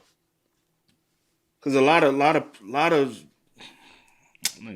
that's not about How that. do you describe y'all weird, bro? Everybody just weird. Because how do you describe your daughter as a character? Also, she had a better relationship with her stepdad than she had with her real dad. Yeah. And did you have an issue with Jennifer marrying another man prior? Oh, no. Because that could have been a thing too, though. You know? That ain't got nothing to do with keeping you away from your child. Nope. Yeah. 12-year-old girls shouldn't deal with, but I didn't get to see her enough. Oh, you were saying about, my bad. I was saying nothing. I was finished. It just seemed like she was dealing with stuff that a 12-year-old girl shouldn't deal with, but I didn't get to see her enough to really pry. She went from being a silly little girl to a Euphoria character, which Euphoria is a show all about kids who are dealing with crazy levels of trauma. I don't know how to explain it. These young girls have this 1,000-mile look on their faces that I would expect out of Vietnam veterans, not little girls. It just confuses me how so many young girls have that look in their eyes. And then I guess he didn't do anything. One netizen comment reads, Maddie, you deserved adults in your life that loved you and would have put you first. I'm sorry that you had such a rough childhood. I hope you're in a better place now. And with that is what's going on with this case. Let me know your thoughts in the comments. Do you think there is a whole CSAM ring involved, especially with the recent arrest in Central Florida? Do you think that she was pregnant? Do you think that Jennifer Soto knew a lot more I mean, how much do you think she knew? Did she know after the fact? Did she know during? Did she know before what the plans were? What are your thoughts? Let me know in the comments. Be safe, and I'll see you in the next one.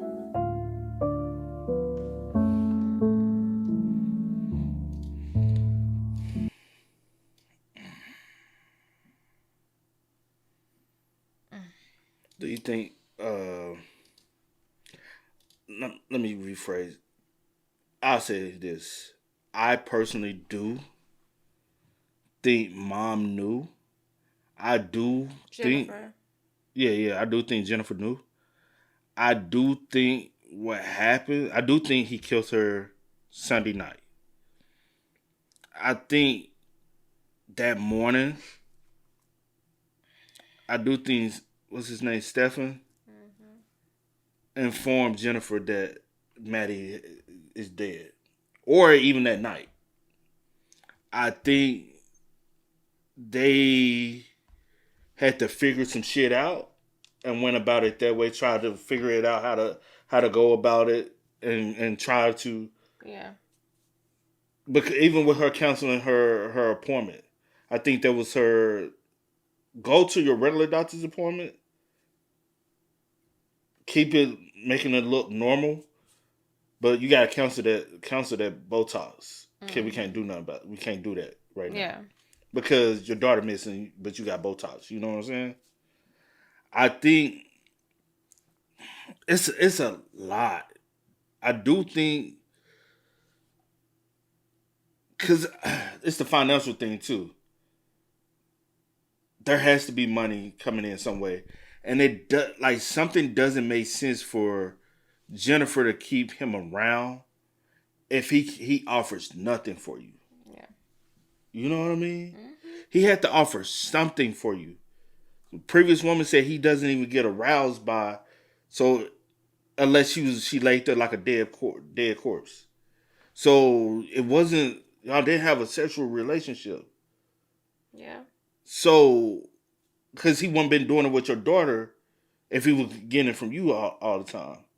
So that's not keeping him there. That's not keeping you there. Yeah. There had to be something that keeps you, that has you keeping him around. Y'all break up, but he moves back. It's been going on since 8 to 12. Just turned 13. So roughly 4 to 5 years it's been going on. Yeah. Then on top of that, the lack of empathy, the lack of concern, the lack of any emotion behind your daughter missing and body being found. The only time you showed emotion is when they made you realize, not even made you realize, had to use a scenario that your significant other is cheating on you with your daughter to make you kind of picture, get it in your head that they having a relationship. That's what makes you break down crying. I use that lightly because it's not. And it's too much cheating. evidence that things happen in the living room. Because that's the living room. Even though she had her little corner, that's the living room. Things are happening in the living room. Things are happening in the bedroom. And things is happening upstairs. It's too many places in the home. Things are going down for you not to know nothing. Right. Now, it's not on the roommates to know. They might have, you know what I'm saying? And it shows that you knew he was up to something because you said hopefully nobody's taking pictures of her under the... Right. Because you know that's what he does. But you're okay with him doing it. But you don't want nobody else doing it to her. Because nobody else can... Because you can't... It's so weird, bro. And I 100% believe she should be held with charges as well. It's just going to be hard to 100% connect her because all the evidence is on him. Yeah. And none of it is 100% stuck on her. Yeah. So it'll be hard to the best thing is neglect, parental neglect. But that's like, you know what I'm saying? Yeah, I do wonder.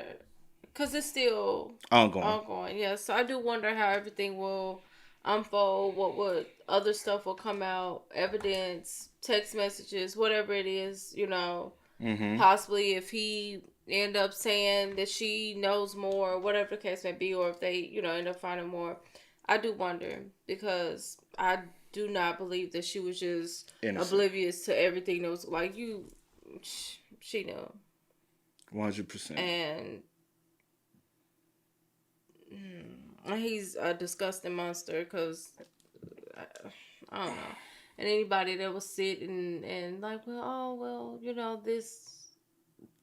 the parents, basically. Like, I get y'all want to, stick beside y'all child, do that. Y'all grown child, do that. But do know that the things that he did, he made those decisions to do those things with his high IQ that y'all claim he has. Like, anyway, but I do want to see how this unfolds, though. As far as, like, the more stuff that comes out. But, yeah.